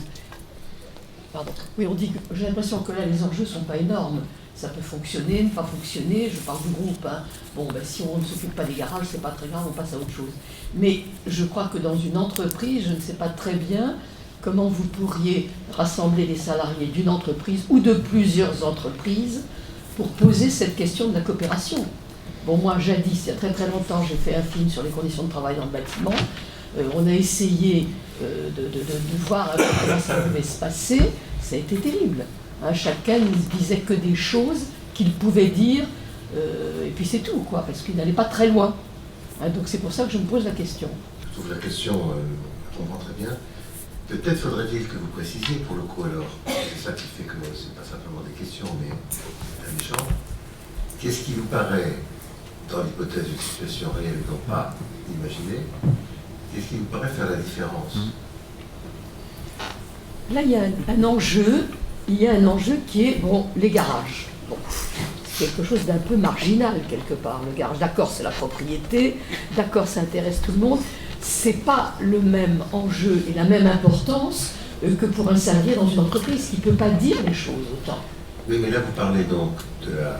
Dans un cadre... de l'objet, mais sur la question de la coopération, proprement dite, qui est ici fictionnée, mais oui. Le sujet, c'est pas garage lui-même. C'est à la fois la question de la propriété, c'est intéressant, le statut de l'entreprise dans l'affaire, et puis la coopération comme étant ce qui met tout ça en mouvement. Votre idée, c'est que dans une situation réelle, comme vous en avez connu, on n'aurait pas ça. C'était très très difficile à mettre en œuvre. C'est ça, peut-être. Typiquement par rapport à un objet. Donc c'était il y a longtemps. Hein. Peut-être que maintenant les approches de la coopération sont différentes, mais bon, c'est sûr que c'est très compliqué parce qu'il y a quand même des problèmes de hiérarchie, de chef, de voilà. Typiquement, moi je ne vais pas parler à leur place évidemment, et puis, ce que vous dites là, c'est typiquement le genre d'expression qui, dans un usage possible de ce film, de ces lignes, quelque chose, permet de mettre en avant, par exemple, une différence qui, de votre point de vue, fait la différence, qui fait qu'à ce moment-là, on lutte. Et à ce moment-là, ça se travaille, ça. Oui. Ou au contraire, d'autres diraient, non, c'est pas si... À ce moment-là, ça devient un dispositif qui fait rentrer un contenu travaillable, parce que c'est ça, en coopération d'ailleurs. Oui, merci les deux exposés qui étaient vraiment extrêmement intéressants. J'ai des interrogations sur deux plans. Le premier, c'est sur le fait que le film ne soit pas autoporteur, comme une nécessité pour éviter en tout cas des risques que Sandro se prenne pour le De Niro demain, ou je sais pas quoi. Enfin, le risque était, à mon avis, il fallait l'identifier. Mais, non, il me semble, j'aimerais bien aussi que, sur deux plans, ça m'interpelle. Ça m'interpelle, sur le fait de participer au travail de production du film, et tout de même peut avoir une autre valeur si on se dit, et en plus, on peut le projeter, et il a une valeur en tant que produit fini aussi. J'étais associé récemment à une expérience avec des gens qui sont en prison, et à qui on a proposé d'écrire un petit film. Et la proposition était vraiment très clairement, vous allez produire un film qui va être projeté. Alors ça donne à la fin des films très brefs, où les gens ont dessiné, les gens ont utilisé des photos, les gens, évidemment leur histoire ressurgit, mais en tout cas, les gens qui étaient les promoteurs, il fallait que ce soit projeté. Dans le cas de Travail politique que vous évoquiez, on a projeté l'atelier, plusieurs personnes sont dans la salle et étaient là mardi dernier, où d'emblée, le personnage de l'écrivain, que je vous Maria Joyce, dit non, bien sûr, on va en faire un bouquin. Et il sera édité. Dans le contrat, il sera édité. Donc, alors, ça interpelle sur ce premier plan la valeur pour ceux qui contribuent, qui écrivent, et qui, grâce au rôle que Nicolas joue d'accoucheur, il n'y a pas de souci là-dessus, mais néanmoins, il y a une valeur ajoutée du fait que ça va être un produit fini. L'autre aspect, c'est qu'est-ce qu'on fait du travail du spectateur. Alors, comme moi je suis un peu critique de films par ailleurs, dans mon travail de critique, ce qui m'intéresse, alors vraiment uniquement, j'allais dire, de manière au contraire complètement délibérée, c'est l'interprétation que les spectateurs vont faire. Le travail que chacun fait à partir de la projection. Il y a un travail du spectateur qu'il ne faut pas, que j'avais envie aussi de restituer. Ça, c'est un premier plan, pardon, je ne vais pas être trop long. L'autre plan, c'est plus l'autre interrogation. Et plus sur ce qu'a dit François tout à fait en introduction, sur le fait que la coopération peut être une valeur de contexte tout à fait jolie, et puis derrière on se débrouille comme on peut, et on coopère pas beaucoup. Il me semble que dans beaucoup de cas, les valeurs malgré tout sont toujours présentes dans l'action. Et le film le montre là-dessus, je trouve très bien. C'est-à-dire que vous interrogez des sujets qui ne sont pas pratico-pratiques. C'est-à-dire que interroger la propriété, je suis désolé, c'est pas simplement se demander où est-ce que je peux ranger ma bêche dans le garage du voisin. Non, ça interroge des sujets qui sont beaucoup plus grands que ça. Pourquoi se casser la tête à penser qu'on va résoudre mieux des problèmes collectivement au niveau d'un quartier ? Finalement, il suffit d'aller sur Amazon, de cliquer, de commander ses propres outils. On va les avoir chez soi, etc. Et ce qui fait le partage à un moment, c'est pas simplement l'aspect utilitaire, c'est pas simplement l'aspect de l'économie financière qu'on va faire. C'est que, et d'ailleurs c'est dit dans le film, en plus on va rencontrer du monde, il y aura une vie de quartier un peu différente, et j'ai plus envie de vivre aussi cette expérience-là, de vivre l'interdépendance avec les gens qui sont proches de moi, donc de toute façon on va se croiser, on va peut-être se buter dedans, et donc qu'est-ce que je fais de ça? Est-ce que je me renferme sur moi en disant je suis souverain et surtout qu'on m'emmerde pas, et puis je vais mettre chien méchant sur ma porte, ou est-ce que j'ai l'idée, pas simplement pour le bénéfice pratique, qu'il va y avoir aussi une valeur, un sens quelque part, dans ce que je vais faire si j'essaie de trouver d'autres types d'arrangements avec mes voisins. Il y a deux manières de voir le film, du moins j'espère. Il y a une manière profane, qui serait de dire finalement a des problèmes et qui les résolve de telle ou telle manière. J'espère que cette façon, que le film répond à cette vision-là, enfin satisfait cette vision-là, qu'il en a l'égalité, même si c'est pas un chef-d'œuvre. C'est en tout cas ce qu'il vise. Et puis deuxièmement, il y a probablement aussi, on peut appeler une lecture savante, c'est-à-dire de dire, voilà, le film engage aussi beaucoup d'autres aspects, et ceux qu'on a évoqués ou que tu viens d'évoquer, comme peut le faire un long métrage de cinéma classique, d'ailleurs aussi, qui n'est pas forcément un travail de divertissement. Mais je pense qu'il y a ces deux lectures-là.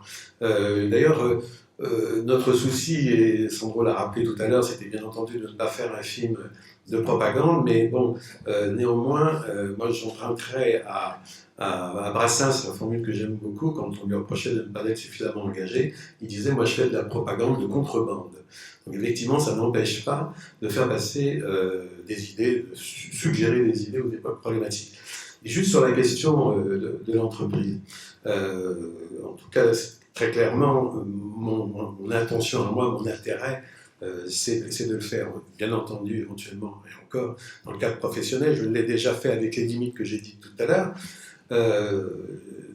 Je pense que l'entrée possible par rapport à la liberté de parole des personnes, c'est bien entendu la fiction.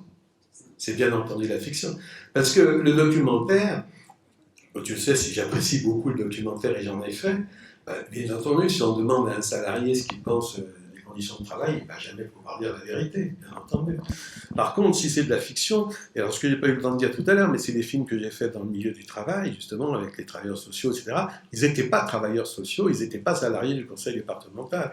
Les autres n'étaient pas à la préfecture, ils n'étaient pas salariés de la fonction publique, mais ils étaient salariés d'une association qui travaillait dans l'écologie. Donc il y avait un déplacement qui était effectué et qui permettait de parler des situations de travail qu'ils avaient vécues, mais dans des conditions telles qu'elles n'étaient pas reconnues ou qu'elles n'étaient pas identifiables surtout. C'est là-dessus, je pense, que c'est important. Et que je pense que le rôle de la fiction est important.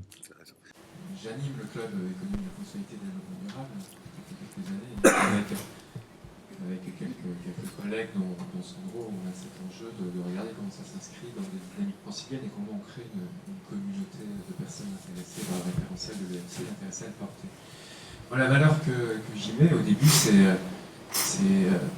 intéressant cette idée de construire un film. J'y vois vraiment, pour moi, un effet en termes d'engagement et de création d'une communauté. À la fois l'engagement dans la dynamique d'installation d'un club, c'est compliqué de se réunir plus d'une fois toutes les 5-6 semaines. Et en fait, de ne pas être juste dans une envie collective qui se passe autour d'une table, mais dans un projet, un objet à produire ensemble, il y a eu un vrai engagement de gens qui ne se connaissaient pas.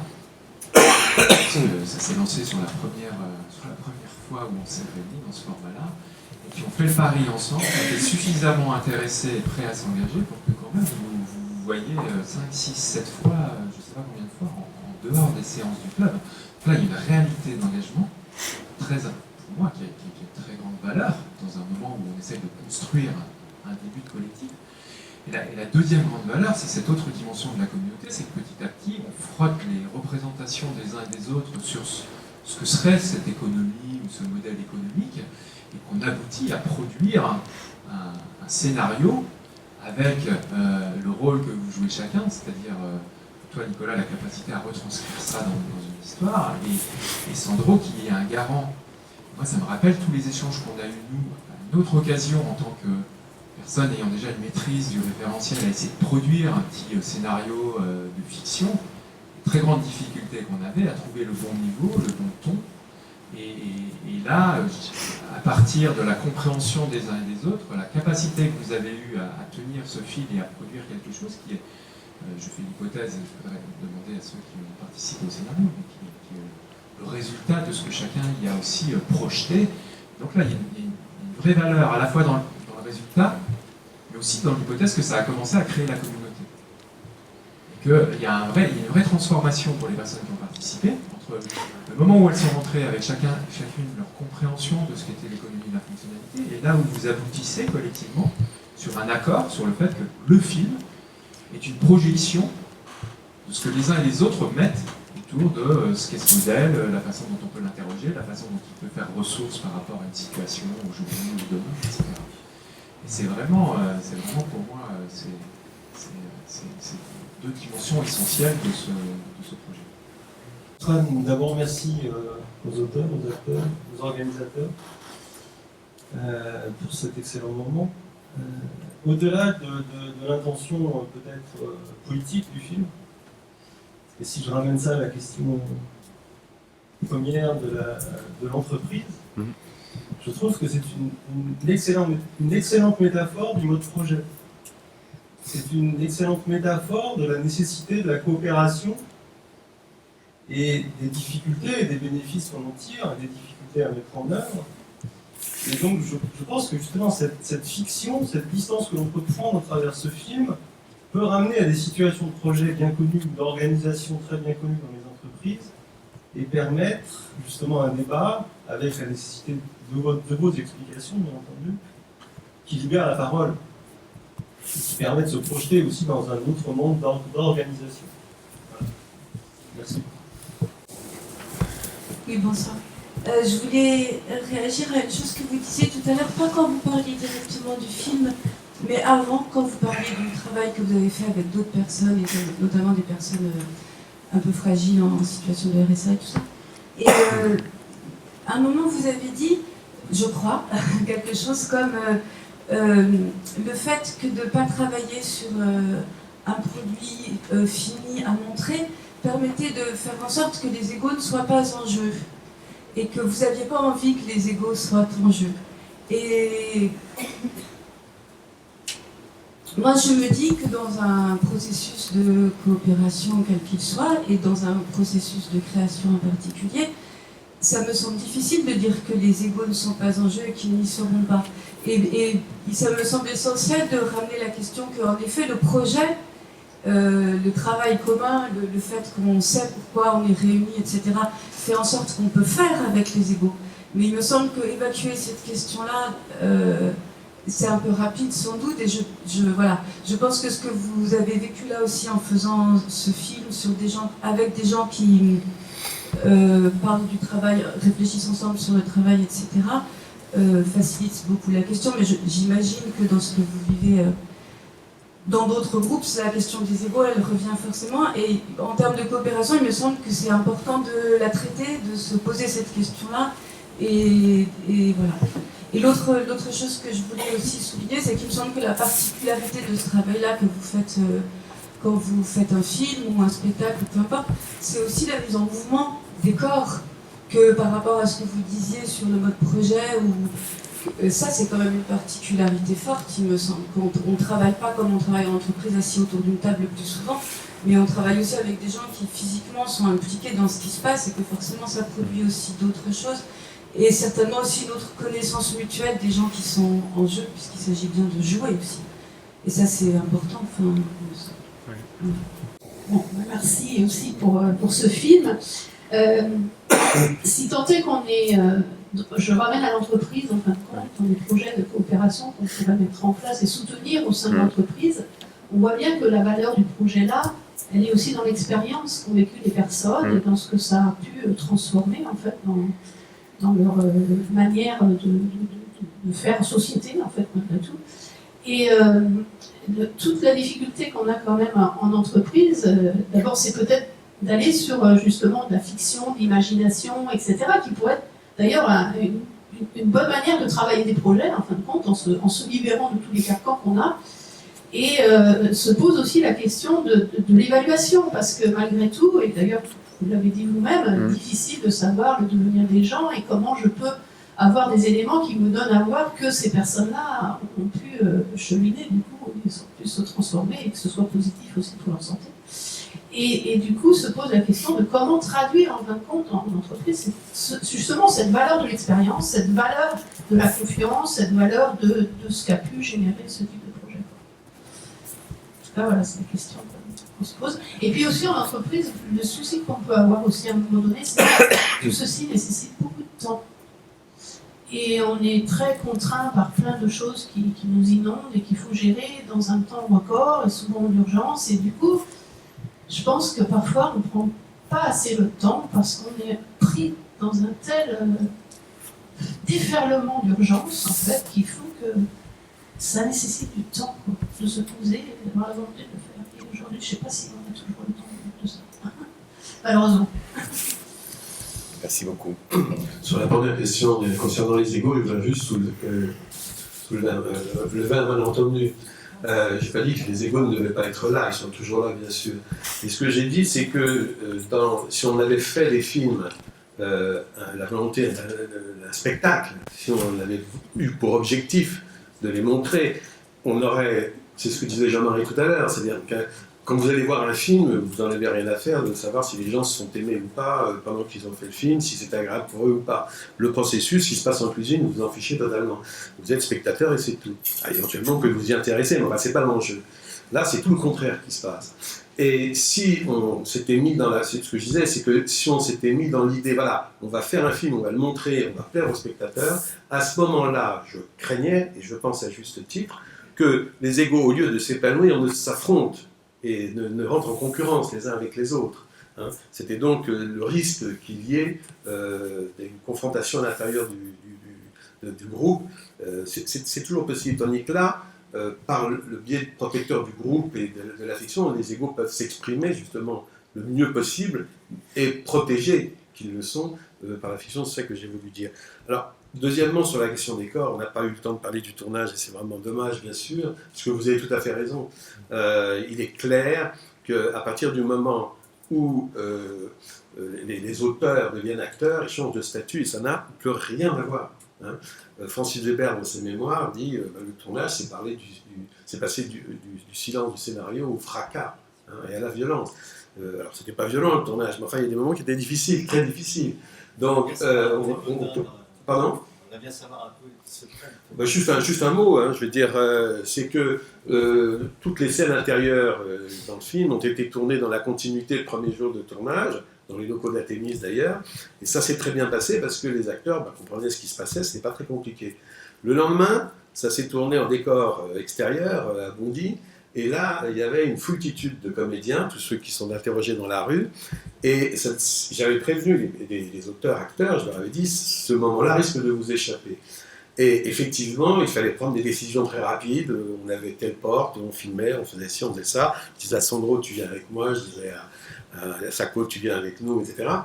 Et c'est un moment qui n'a pas forcément été toujours très bien vécu. Je te passe la parole. Et tu me passes la parole, c'est sympa. Non, effectivement, c'est un des éléments qu'on a discuté sur le fait, effectivement, que le premier jour, du coup, c'était très intéressant de participer aussi au tournage, dans le sens où on voyait le travail se faire et qu'on y participait, alors que le deuxième jour, personnellement, j'étais complètement largué. Et alors, c'est intéressant aussi, parce que c'est aussi un peu une question qu'on a discutée, c'est-à-dire, effectivement, j'étais largué, parce que ça allait très très vite, et je sentais que Nicolas était seul, de fait, dans les arbitrages à faire, parce qu'il n'y avait pas eu de repérage en avant, donc c'était vraiment une journée de 9h du mat, et on avait jusqu'à 19h le soir, pour tout faire. Et il y avait une quantité énorme de choses à faire, avec beaucoup de personnages différents, dans des espaces différents, sans repérage avant, sans préparation avant. Voilà. Donc, de fait, c'est Nicolas qui a fait le job. Et la script. Ah, merci, Sacco, merci. Ah oui, merci. On aurait pu passer à côté d'une figure qu'on ne voit absolument pas, ni dans le film, ni dans tout ce qu'on décrit. Mais effectivement, c'est l'équipe de tournage. Donc, il y avait aussi une équipe de tournage pro. Ce qu'on n'a pas dit, effectivement, c'est que tout le travail d'écriture a été fait de manière bénévole et amateur dans le cadre de... Enfin, amateur, sauf Nicolas, mais bénévole, y compris pour Nicolas, dans le cadre du club. Par contre, le tournage, il y avait une équipe de pros. Dans la script, qui a un rôle absolument capital, moi, j'ai découvert ce métier et c'est vraiment passionnant, parce que c'est vraiment les métiers discrétionnaires, très invisibles, mais qui tiennent le truc, en fait. Voilà. Et en même temps, il y avait effectivement un peu ce qu'on disait tout à l'heure, dans cette répartition aussi, et cette reconnaissance des compétences et des expertises de chacun, c'était très clair qu'à ce moment-là, il n'y avait que Nicolas qui était en capacité de faire. Et ça nous a conduit aussi à une réflexion sur la question de la coopération, effectivement, et par rapport aussi à l'introduction de François, la coopération comme idéologie, du coup, c'est l'horizontalité, tout le monde décide de tout, on est tous ensemble, on fait tout ensemble comme ça. De fait, non. Quand il y a une exigence pour du titre, dans le travail, il n'y a pas d'horizontalité. Il n'y a pas d'égalité où tout le monde décide, machin. Il y a aussi des effets d'expertise, de compétences, de pertinence de certains choix, de certaines options. Et à ce moment-là, c'était très clair qu'il fallait tous se confier à la compétence de Nicolas, l'emmerder le moins possible pour arriver à tenir l'objectif qu'on avait. Et là, c'était une contrainte très forte, parce qu'il y avait des contraintes. Et la contrainte forte, c'est que on avait pris sur le week-end de l'Ascension, donc on avait 2 jours pour pas garder quand même le dimanche en famille. C'était déjà énorme de mobiliser toutes ces personnes pendant. Donc on avait une journée avec une contrainte très forte. Et donc ça, c'est la question de la coopération. Là, c'est aussi un moment de renoncer à vouloir être là dans la décision, dans le machin, et laisser faire celui qui à ce moment-là était la seule personne à pouvoir gérer la situation. Oui. Ensuite, je voulais aussi faire une remarque. Ouais. Oui, juste comme ça, une réaction aux questions tout à l'heure. Alors, évidemment que le film a une valeur en soi, ça c'est clair, et c'était aussi un objectif de produire quelque chose avec une valeur en soi, mais à côté de ça, les effets sur les personnes qui ont participé ont une valeur en soi. C'est ça qu'on essaye d'affirmer et de créer les conditions et les espaces pour affirmer et raconter ça, avec la difficulté de comment rendre compte. Donc c'est ce qu'on essaie de faire nous. S'il y a des personnes qui ont envie de témoigner, ils peuvent le faire, mais... et le travail, y compris du spectateur, a une valeur en soi, qu'il faut alors aussi arriver à animer, à encadrer. C'est aussi l'intérêt d'avoir un espace d'échange, de discussion, un peu ce que vous faites, travail politique, ce que tu animes, le fait d'avoir aussi des temps de débat, c'est aussi la manière d'accorder, de reconnaître la valeur en soi de l'activité, de la contribution de chacun. Et du coup, ça pose vraiment la question du périmètre de la valeur de ce que l'on fait. Et à ce moment-là, on peut bien sûr réinterroger l'entreprise de BTP, de bâtiment. Parce que si la valeur en soi n'est que dans la façade, dans le mur construit, effectivement, il n'y a pas d'espace pour la coopération. Il n'y a pas d'espace pour la reconnaissance de l'activité des personnes. Il n'y a pas d'espace pour rien. Si on pense que le travail, la seule chose qui a de la valeur en soi dans le travail, c'est le résultat final visible, le mur qui tient debout.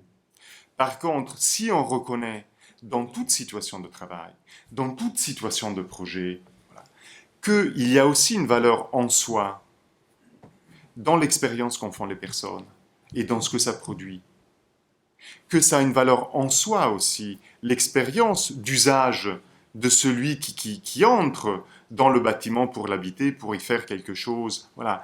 Et tout l'enjeu, mais qui a une vraie difficulté, c'est justement ce qu'on essaie de mettre en scène à travers le film et à travers la discussion, c'est vraiment la difficulté de penser la manière d'articuler ces différentes dimensions de la valeur pour qu'elle existe dans cette articulation entre celui qui fait et qui fait toujours autre chose que simplement ce qu'on demande de faire et ce qui est attendu, entre ce qui se construit dans les personnes comme expérience partagée, de ce qui se construit à travers l'usage derrière qui va continuer à produire d'autres formes de valeur. Et dans la discussion qu'on a ici, on continue à produire de la valeur par rapport au processus initié par le petit groupe du Club Noé. Et c'est ça le sens du film, effectivement.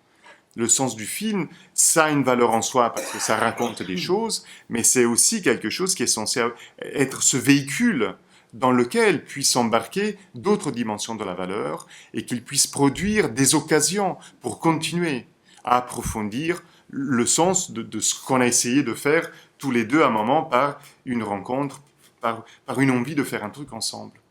Et dans lequel on vous invite tous à embarquer parce qu'il y a plein de valeurs et plein de choses à construire de manière plus collective. Alors, on va prendre ces 2 dernières questions, remarques. Bonsoir, merci. Alors, je trouve ça très intéressant. Je trouve notamment le fait de poser un cadre, je pense que ça joue un rôle assez particulier dans ce que vous avez fait.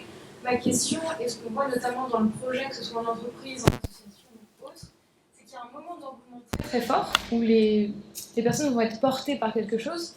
Comment vous êtes passé de ce moment d'engouement à celui de la réalisation. Parce qu'il y a quelque chose de très fort qui se joue, où moi j'arrive pas à tout trouver pour le moment.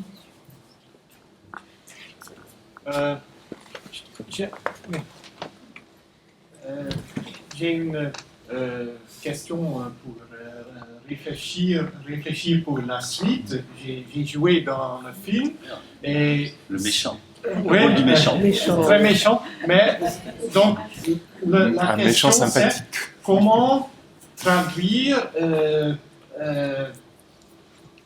comment dire les valeurs de ce film, comment traduire les valeurs pour d'un côté une association des habitants que j'ai vu récemment dans une rue de Paris qui de façon même collectivement, même pas comme association, mais qui sont très très motivés et qui agissent quotidiennement pour le zéro déchet, par exemple. Une association, comment traduire la notion d'entreprise dans le film pour motiver un collectif d'habitants de Paris pour agir selon les valeurs de ce film. Et je suis d'accord avec Madame ici et Monsieur là-bas, comment traduire de l'autre côté les valeurs pour une entreprise.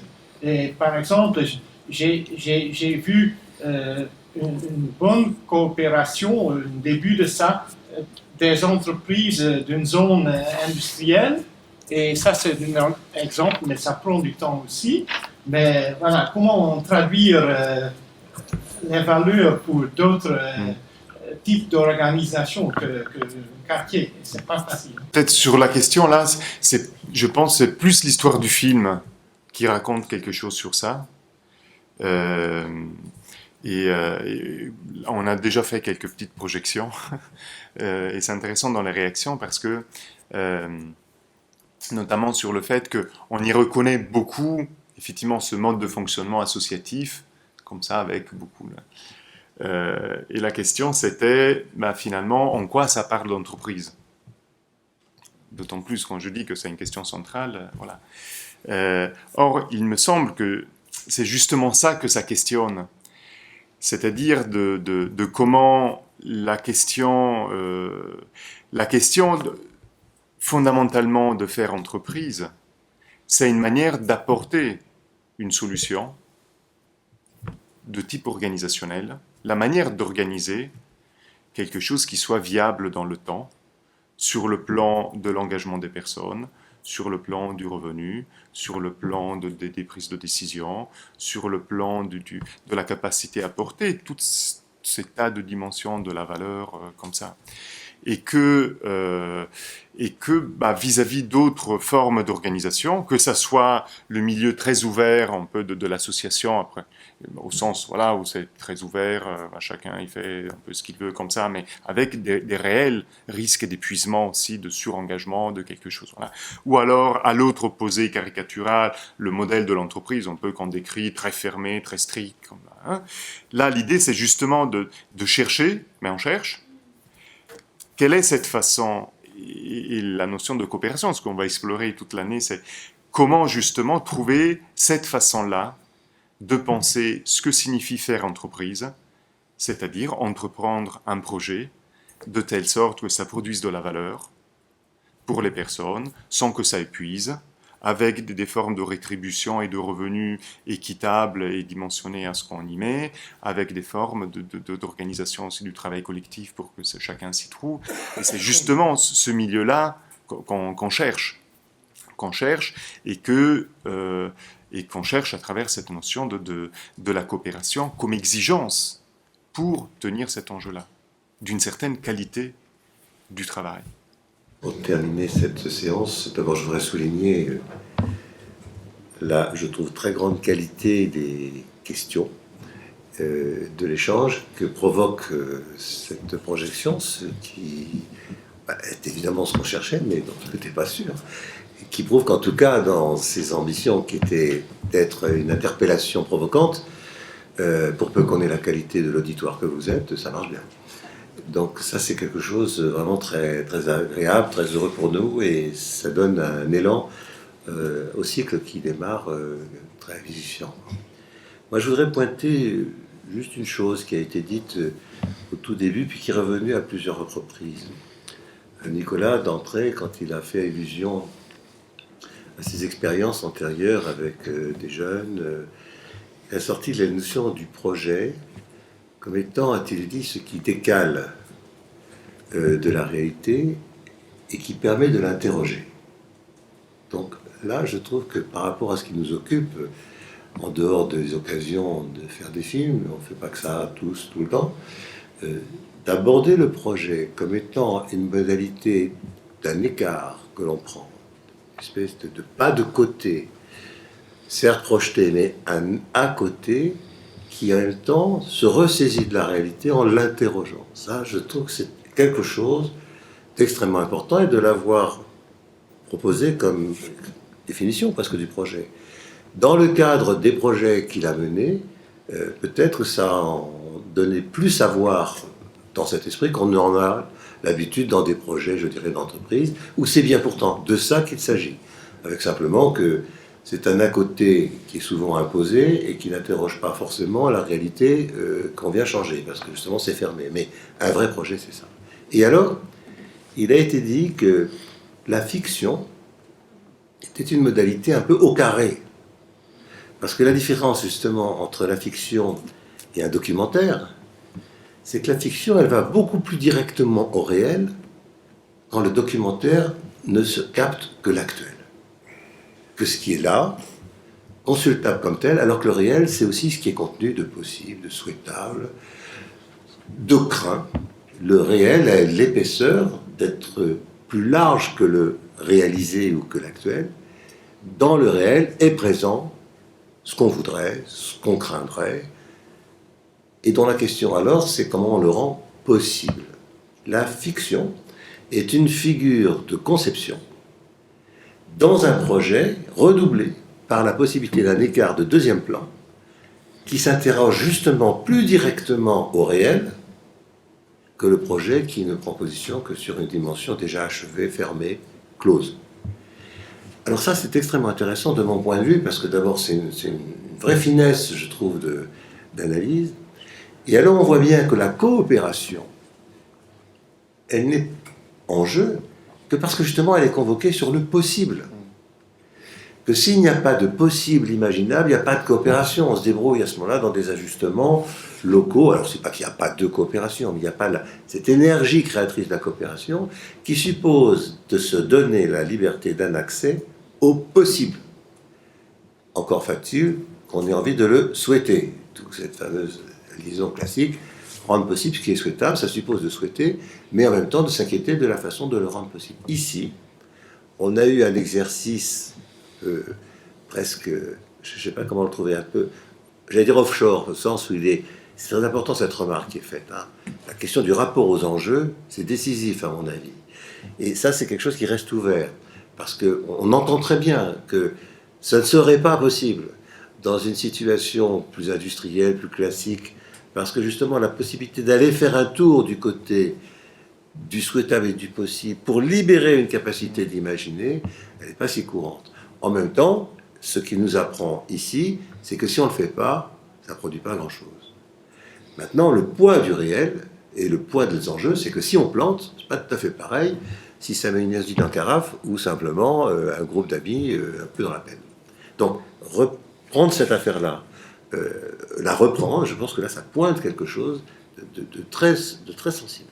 Mais en tout cas, cette idée de la coopération, qui est quand même notre affaire, en lien très direct avec la fiction comme condition de celle-ci, de l'aventure, ça, je trouve, c'est quelque chose dont on a beaucoup à apprendre dans nos situations plus prosaïques que celles dont on a parlé ici. Et là, franchement, moi, je vous remercie tous les deux de l'occasion que vous nous avez fait vivre d'en parler comme ça, et à tous de l'occasion que vous nous avez donnée d'avancer. Personnellement, j'ai appris beaucoup dans beaucoup des remarques de tout à l'heure, qui étaient, je trouvais, d'une très grande finesse. Et écoutez, c'est pas tout le temps que le travail du spectateur, pour revenir sur Jean-Marie, est aussi efficace et produit des choses aussi intéressantes. Eh bien, écoutez, acceptons-en l'augure pour les prochaines séances, Je vous remercie encore et on se retrouve très bientôt. Entre-temps, on se retrouve au... C'est où? D'accord. Merci, à tout de suite.